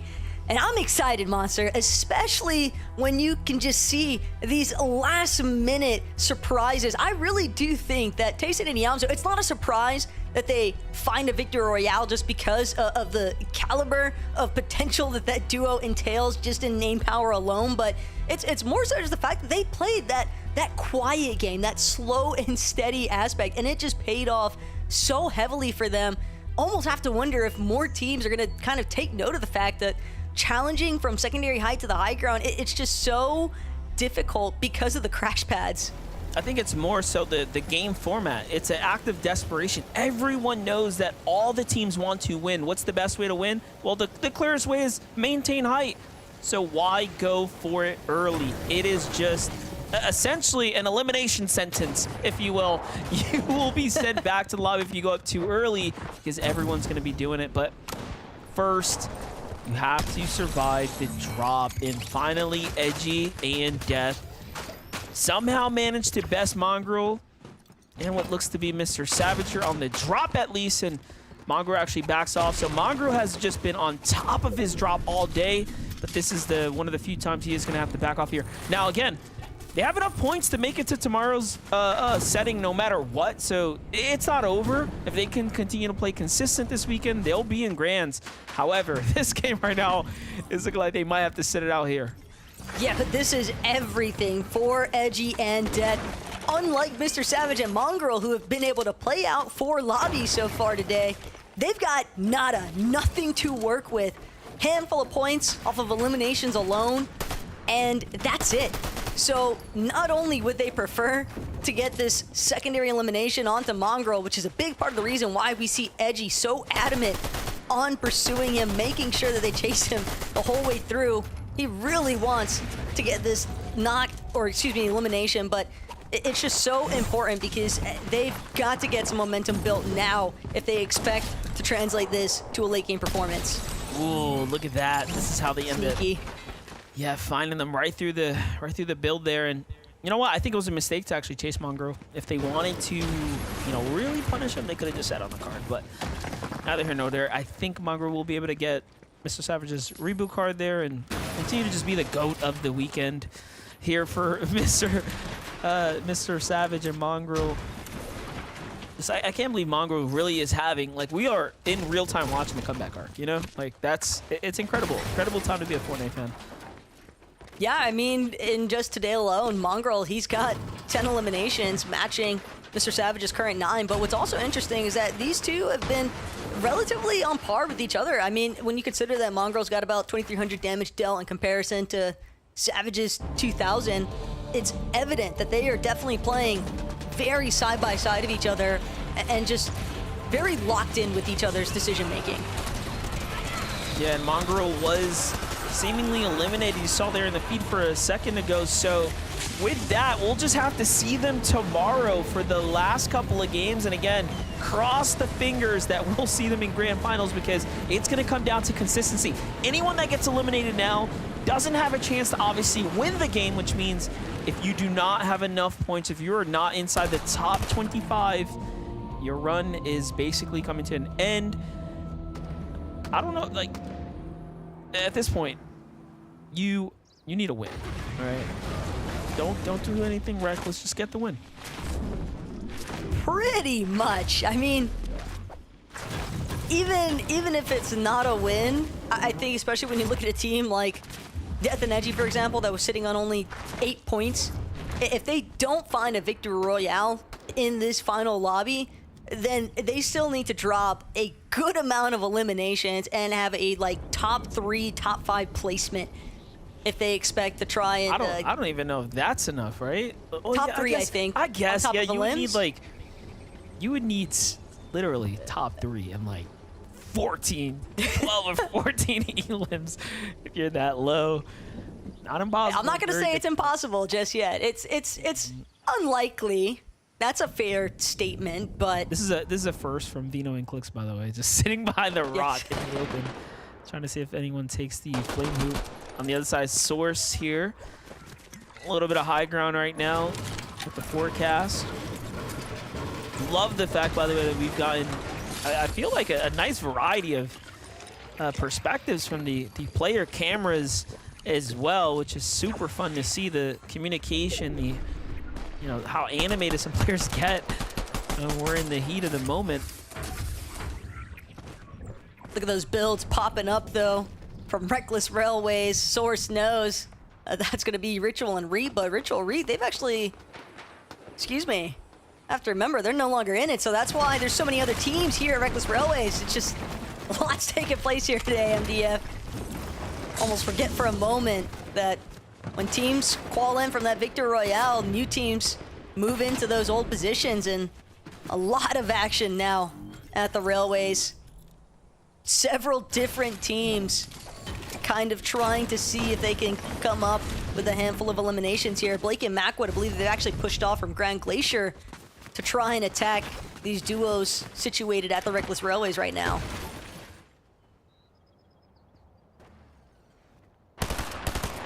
Lots to pick from. What is happening over here? This is about as in the moment we've seen Kanata and Cooper in the early game. They don't typically fight a box-to-box like this, but look at what they're fighting for.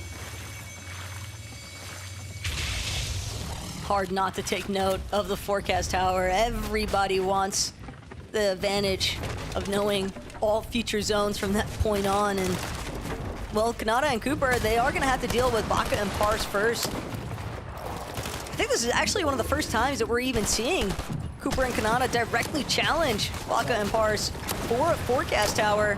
Considering that's the last lobby of the day, this does seem like a massive effort now from Kanata and Cooper. They must feel really confident in that if they can secure this forecast, then that might be the difference maker in netting them their Victor Royale here.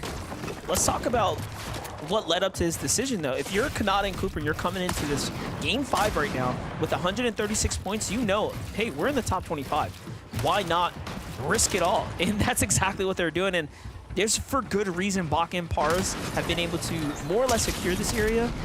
They are a very, very good team. You don't just want to contest them for no reason.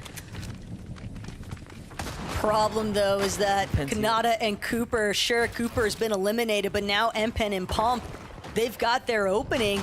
They know Baka, Pars, they've been fighting, so let's just continue to dogpile onto these teams that were already stuck in their own separate engagements. And Pump, Empen, they see Medallion sitting off in the distance from the Nitrodrome. And Pump, Empen, a lot more fixated though on just dealing with the duo that's still intact. Not sure if they're even aware of where Kanata is even situated, but if I'm Kanata, I'm not trying to make much noise. I'm trying to just kind of wiggle away from this one. Yeah, get the card and probably get out at this point. However, for Pump and Empen, this is a much riskier decision. They need points. They are not safe for day 3, and Baka just tries to dash in and actually doesn't quite get in there, but he does a lot of damage. He almost gets the 2v1 there for a second, and now forced to go ahead and back off for a moment here to save his teammate. But you know, Kanata, seeing the knock, right, he's downloading all of this. He is definitely very much aware that he has a chance right now to do something big if he wants to.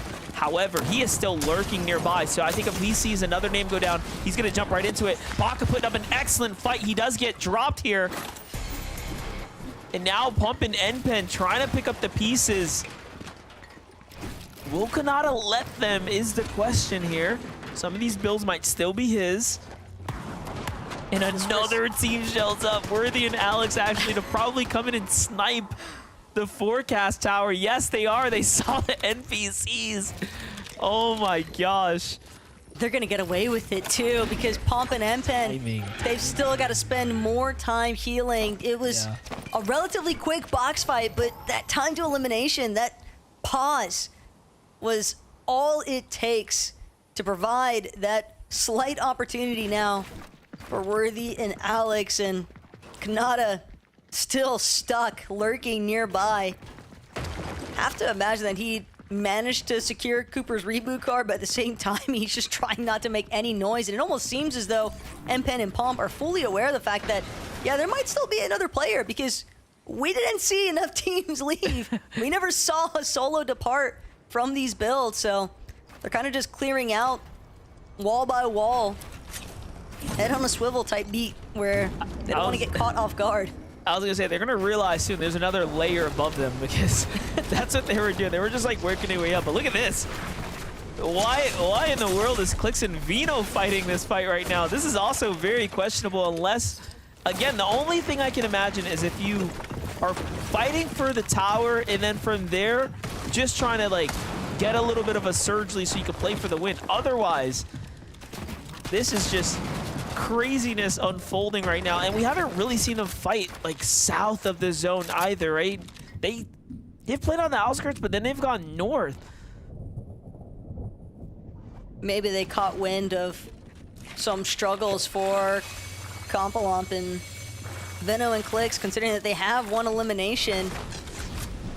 Likely Alex, the other half of Compalomp's duo that they were successfully able to take out. They might have even gotten DMR shots from afar, and if they got that knock, could be a good reason for them to actually opt to try and chase that one out. But kind of also recognizing the fact that, hey, if we stick around for too long, we're only going to end up compromising ourselves. And with the way that Cold and Acorn are just sitting pretty inside of this bush right now, it's very clear that they have full intention. And also, because of that mythic combat, you have to expect that they have the Nitro Medallion on as well, so their position might just be marked on the map as well, which is also a big part of the reason why we see Clix and Veno being willing to kind of just forfeit securing that second elimination onto Compalom. Yeah, that makes a lot of sense here, given the situation that's unfolding. Cold and Acorn halfway through their heals or HP now, moving right into Kanata.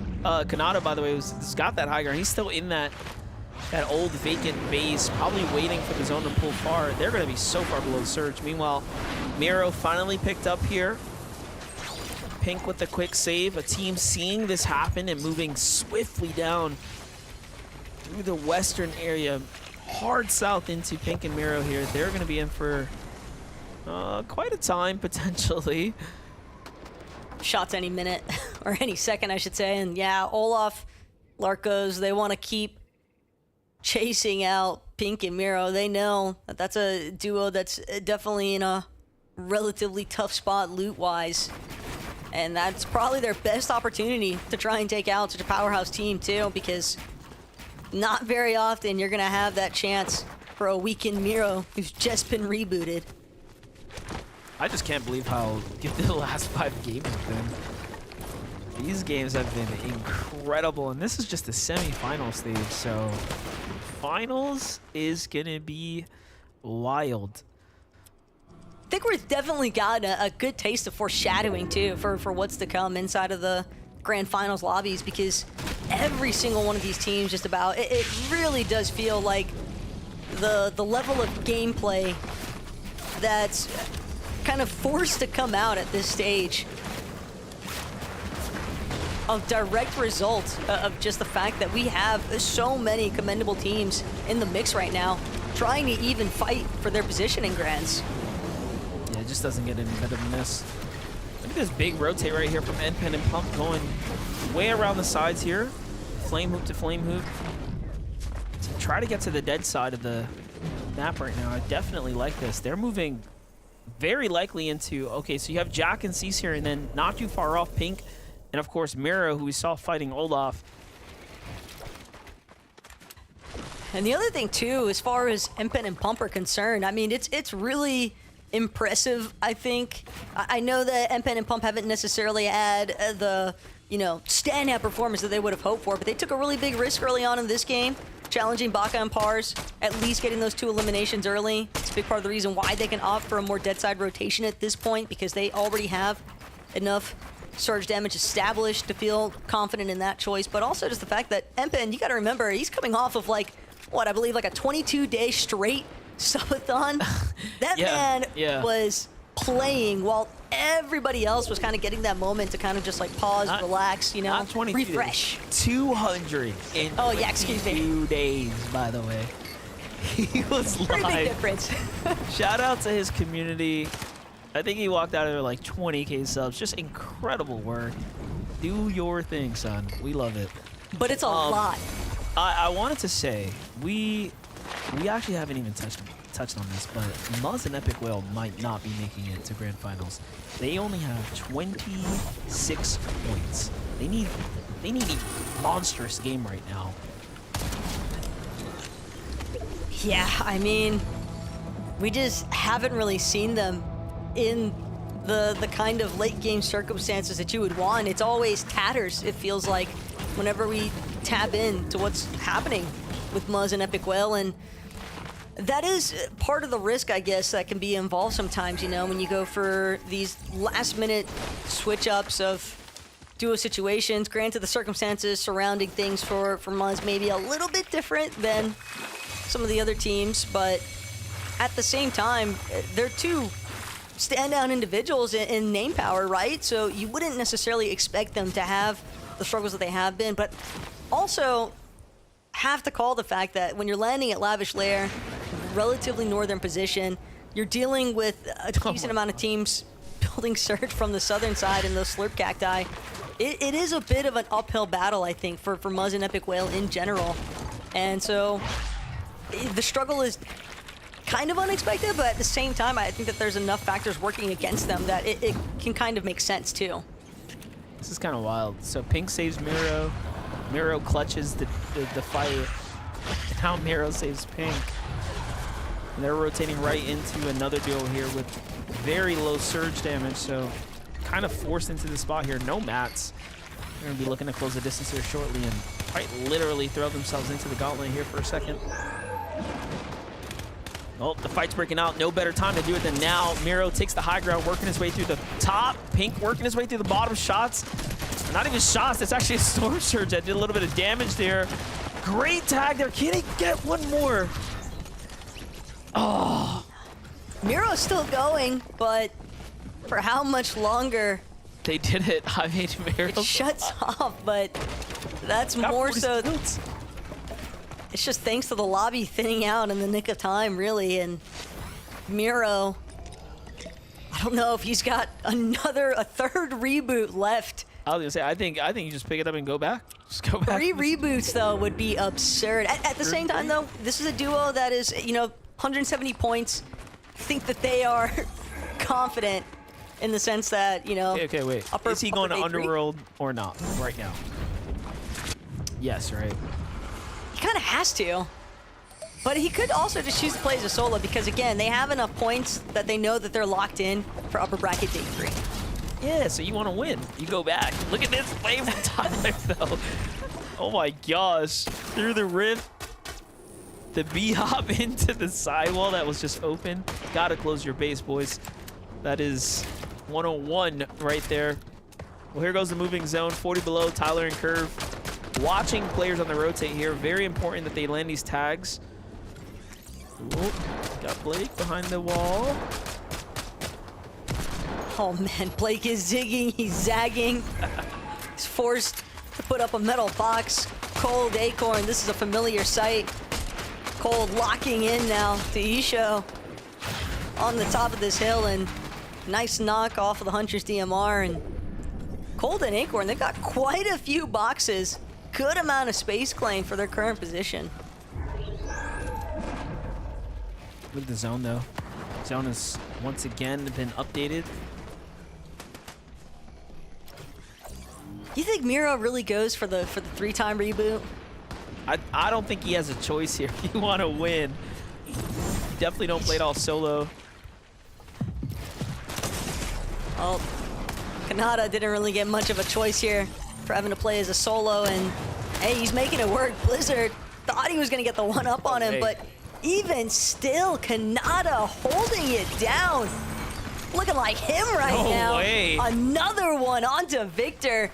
And especially when you consider his situation leading into that elimination. What a massive flex from Kanata. He might be a solo. He never went to pick up Cooper either. He's just riding this one out. Shots like that, I mean, I think he's got this, man. I don't know. The confidence says a lot. I respect it. Oh, another team sliding on in. Same ideas in hand. I mean, the zone's still pushing, so they will have to go. Yeah, he wants to waste no time staying behind. Just didn't have any shield refresh opportunities, but Source instantaneously punished, trying to go for Kanata's body loop, but instead he's gonna find himself getting eliminated in the process. Dash and Seek now. Max Mats, pretty solid loadouts, realistically Crazy speaking. amount of loot Source had, by the way. Yeah. It's like 6 med kits right there now. So much to work with. This is the refresher Dash and Seek need. And this is another team that has nothing to lose. They know for a fact they've made it to the next stage, regardless of how this game plays out. With that level of a refresh, with the zone bouncing back to them, as long as they do not, and I repeat, do not go for high ground too early, they might win this game, actually. Just literally based off of that small turn of events right there. Kanata falling, and all the Source's loot landing in that same spot. Well, all these teams right now spotted out. Clicks and Veno in the background. Cold and Acorn too we're focused on currently, though. Cold hit a little bit of shield damage from Cam, but gets the knock instead. And Cold trying to keep it going, needs to reload for a moment, but at the same time, he's got Acorn right beside him, so he can trust in his duo to hold it down. And now Flowberry Fizz gonna further ensure that both of them stay fully healthy here. And think about how they're playing it too. They're playing it to stay at max material. Refresh after refresh, zone to zone. They want to go for high ground soon. They've probably learned their lesson from the last game, like regardless of how simple it looks, timing is everything. Vino and Clicks have to do the same right now. Otherwise, they'll be one of the few that won't really have the juice to play it out all the way through to the end, but we'll have to find out. Opportunity is available everywhere now. Just got to cut this lobby down. One tag is going to take down Velo there. Vino almost gets deleted out the lobby from a double DMR headshot. And this is going to cost whatever is really left of their heals right now. Clicks at least had one more shield potion to spare, but after this, it's going to come down to just 2 shieldfish for Veno. So definitely a really tough position to try and work their way out of. They certainly need a refresh, and they have to hope that some medkits or bandages, floppers, anything comes with it. They need that white heal situation come into effect. Noxy, Crisp, catching wind of teams.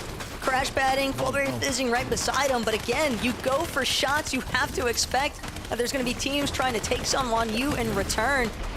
Is Noxy now going to be one of the players forced to try and pop Nuka-Cola for the heals, and Crash pads up. Gets a good overview of where the lobby is currently setting up at, and is actually going to be able to maintain a position towards the front side of the zone. Empen and Pump, one of the first to fly way over, might be going for high ground right now. The win is all that matters right now if you want to go straight to the grand finals. Otherwise, you have to be inside that top 25 or forget about it. Cold and Acorn, the most consistent team here on the day. The Victory Royale has come close multiple times already, but Vino and Clicks are in a world of trouble right now. Vino falling to the hands of Power, Alex, and Worthy. Alex and Worthy need this big game too. They absolutely were very far behind in points here, so eliminations for them critical. Eliminations and some placement points definitely on the back of their minds right now. And the clock is ticking.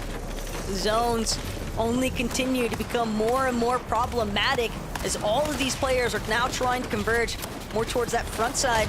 Clicks currently slightly elevated above the rest of the lobby, but he's caught the attention of the lobby as well. Now he'll be forced to drop to the low ground. His final Nitro Splash expended.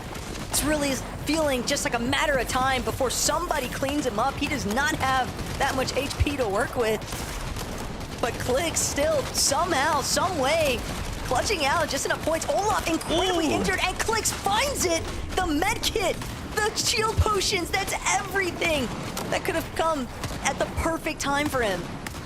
That was actually insane to put him right back into the game and at least allow him to stretch this out a little bit longer. But every time you go to second height, you're going to become the target, the focus of high ground. And Empen and Pump have what it takes here to put that pressure down. SMG in hand, a little bit of mass, but who's this, Noxy? Did he just go for high ground out of nowhere right now? Trying to take this game into his own hands here. This might be the difference that actually grieves Empen and Pump from their chances at winning right now. Look at how much material it cost him. That was a big, big moment there for Noxy. He went up solo, by the way. This is going to give him a chance. Empen has to save himself with the crash pad as well, just to stay in the game, and he's down to 6 mats. Who's got the material to come up to the top to play this game out? It's not even about material at this point. It's who's got a crash pad and a dream, because that's what it's looked like for all of the teams playing from that secondary height position. But Cold, Acorn, 4 medkits currently for Cold. He might be looking to try and set up a play for the heal off to close this one out.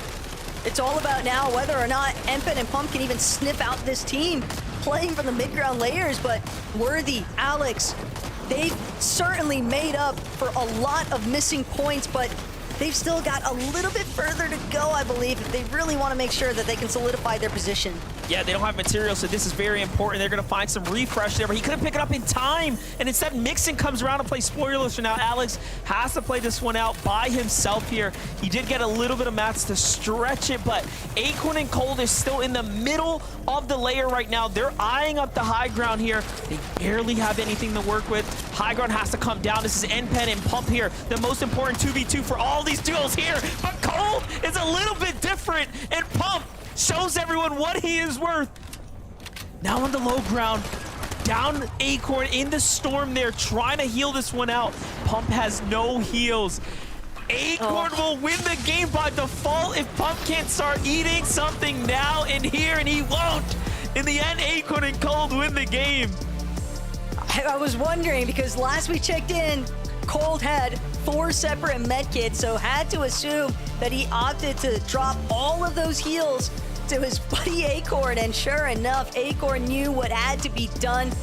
And again, it's just simple maths at this point, MDF. When you've accrued that many heals, and they knew with how chaotic that low ground was starting to unfold, starting to really look like, you just play the smart game. You play to ensure that you are going to secure that spot for grand finals. It started making so much sense to me. Like I said, once I saw them rotate in zone number 8 to the front and the edge of the zone to try to find the elimination for the refresh when they had a lot to work with. I knew at that moment, oh yeah, they want to win this game, and they're going to do it differently. They're not just going to go for high ground. They're going to make sure they are ready for anything. And Acorn and Cold do it in game number 5. And we expected them to, by the way.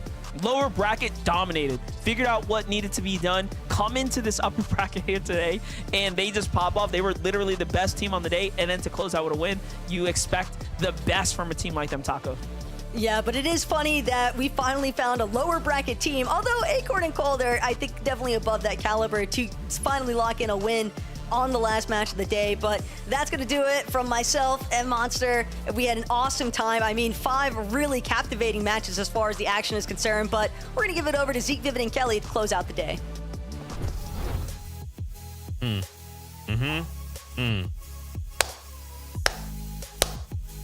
They really can just do it all, can't they? They take it to game number 5. How many times did we see them almost get a victory or even make it to third, right? And you're like, okay, this has got to be it, right? And then something happens, they get eliminated, they miss a shot, they miss a build, they run out of steam, whatever.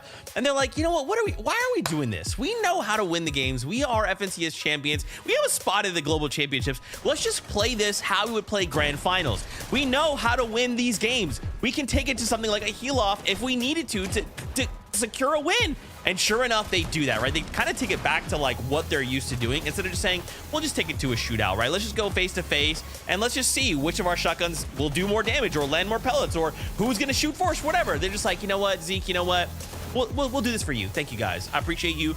Acorn and Cold, I love y'all. We'll see you on grand finals. I can't wait. Yeah, I mean, just classic Cold doing Cold things here, right? Just hitting every single shot in the end game, finding the boxes, finding the necessary refreshes. And I'm not gonna lie, listen, I was being a little bit selfish though, game number 5. I was like, yeah, I mean, Acorn and Cold, that'd be cool if they like win the game because they're playing so well today. But then like if they don't qualify out, I'll be able to see them play more tomorrow, and that would be awesome. But fine, go ahead, go straight into grand finals. They definitely deserve it. I felt like there was some lingering trauma from game 3 where it came down to a heal off of Cold versus Rapid, and Cold had it in the bag until Rapid found that Nuka-Cola and was able to use it with 5 HP more than him. With 4 med kits, we were pretty sure that Acorn and Cold were finally set up to win another heal off in case that happens, because in Fortnite you really don't know how it's gonna end, and it went down to a heal off and he was ready for it. And honestly, in that moment, right, if you just think like Cold had to reload his shotgun, right? He had to. If he had even just a single shot that could have rang out, I guarantee you he would have landed it and he would have just won it right there on the spot. But having the heal off in the back pocket, just like, I'm gonna do what I gotta do, bro. Good luck out there. You just love to see it. We have to take a look at our standings. And if you're just tuning in, man, you missed 5 crazy games here in day 2 of the semifinals, but we'll get you up to speed as we start to kind of look at these leaderboards. And of course, we'll let you know who is won and all that stuff. So you just watched Acorn and Cold get that last victory royale on the day. Game 1 went to Shadow and Virgo. Game 2 was Ritual. Batman, Booga, and Rapid took game 3, and then Tayson and Iamzo took game number 4. Now, the kind of question becomes, if we want to stay in the upper bracket, we needed to end today in the top 25 of this leaderboard, because that's going to mean that tomorrow, if we go top 25 again, we're going to the grand finals. We are drawing ever closer to the bubble, but a couple big names, Pink and Miro, Baka and Pars, Kanata, Cooper, NPen and Pump. NPen making that crazy play in this last game to just make sure they jumped up the 13 placements. They were going to the lower bracket, but in a single game, they held it down. Huge for that team right there. Listen, I know we're already past that first page right now, but I do got to give a big shout out to Mongrel and Mr. Savage. I mean, picking up an 8th place, that's going to be huge for the confidence. We'll be seeing them in the upper bracket tomorrow. I think that's incredible stuff, right? They're kind of finding their groove right now, especially in the set lobby. So I love to see that from that duo. I love to see Seek and Dash. They had a good day in the lower brackets yesterday and now ending off in what you can call first place outside of the victory royales. But I'm not here for page 1. I'm not here for page 2. I want to see that page 3. I want to see the bubble. I want to see which teams. Oh, Oliver OG, so close, but it's not over for him just yet. He is going to have an opportunity in the lower bracket tomorrow, but so close, just 4 points away from Olaf and Larkaz there. Ah, that stings. Yeah, and it's not like done, right? Remember, we still have the lower bracket. It's just going to be the top 15 from the lower bracket that will move on. So it's just that much harder. And even look at 27th, right? Trashy and Threats. Why are you outside of the top 25? This has been an incredible day and very fierce competition in day number 2. And just like a big reminder, we had 30 duos move up from the lower bracket. That's why this has been so crazy. And just think about, Vivid, the names we saw move up. MDF said it at the start of the show, and we will echo that. This has felt like a grand finals lobby. Yeah, I mean, listen, I was looking towards or further down the leaderboard right there, and we mentioned the Trashy and Threats duo. Well, on the other side of that, how that duo actually formed. The other side of it, Muzz and Epic Whale coming up a little bit short as well. 41st place for them, so they'll be in the lower bracket tomorrow. But a lot of Mr. Savage and Mongrel fans might be happy about this, but Death and Edgy fans won't be happy about this because Death and Edgy, of course, tough all spawn day for them, but they finished 48th. So that means that as long as no other team decides to contest Mr. Savage and Mongrel, they might be uncontested for the upper bracket tomorrow, which I think will be huge for them. Ooh, and we do have some big names that are going to be joining them from the lower bracket day 2. Looking at Visuals and Braids, Raisin Curly, Yapko and Quanti making a comeback in the upper bracket. So many new teams once again joining us for the upper bracket. And then, of course, the scary lower bracket, the last chance for these teams to get into the grand finals, which is the last chance for these teams to claim a spot in the global championship. There's no reboot round. There's no last chance major. This is it. I feel nervous for them. I get it. I get it. As the most nervous of us, I feel it already, and we're not even there yet. With that being said, I wanted to get kind of closing thoughts before we say goodbye. How did you guys feel about the competition today? Did it go the way you were kind of expecting? Was there anything that maybe even caught you by surprise? I mean, NA, somehow we're surprised almost every season about how good the games are. I mean, I feel like obviously this season is just another step up because we have all of those top players kind of joining the competition over here. So it just makes it that much harder and that much more impressive. But yeah, just looking forward to tomorrow. Going to be a completely different style of play. You got to play consistently. The upper bracket will feature a set of 3 games. You got to place in the top 25, and then we'll go over to the lower bracket. Another set of 3 games where they got to get into the top 15. That is all that is left to get into the grand finals. Man, say what you will about this season of the meta and everything, but this has been one of the most, actually it is, in my opinion, the most exciting season of Fortnite that I have got to witness outside of like a global championships or an invitational. What these teams have brought to North America today, how competitive that they have made the lobbies where you literally can't even predict who the top 10, the top 25 are going to be because there's just so much competition and so much talent among these competitors. I truly feel privileged to be able to be here, be a part of it, and watch it, and I can't wait for the grand finals. But obviously, we have to get through tomorrow before we get to that point. I know. That's going to be a whole other beast. Fortnite fans, thank you guys so much, as always, for hanging out with us. We love getting to do this with you. If you have, favorite duo out there, make sure you send them all the love. Maybe even a number of them could be streaming right now, so make sure you go find them, support them, let them know how well they're doing. And if they didn't maybe make that top 25, just be like, hey, you've got this. Tomorrow's a new day. You can do this. Remember, tomorrow we'll be back, same time, but EU is also before us. So if you want more Fortnite, check them out as well. As always, Fortnite fam, until tomorrow, we love you. Keep yourself safe. We'll see you on that battle bus.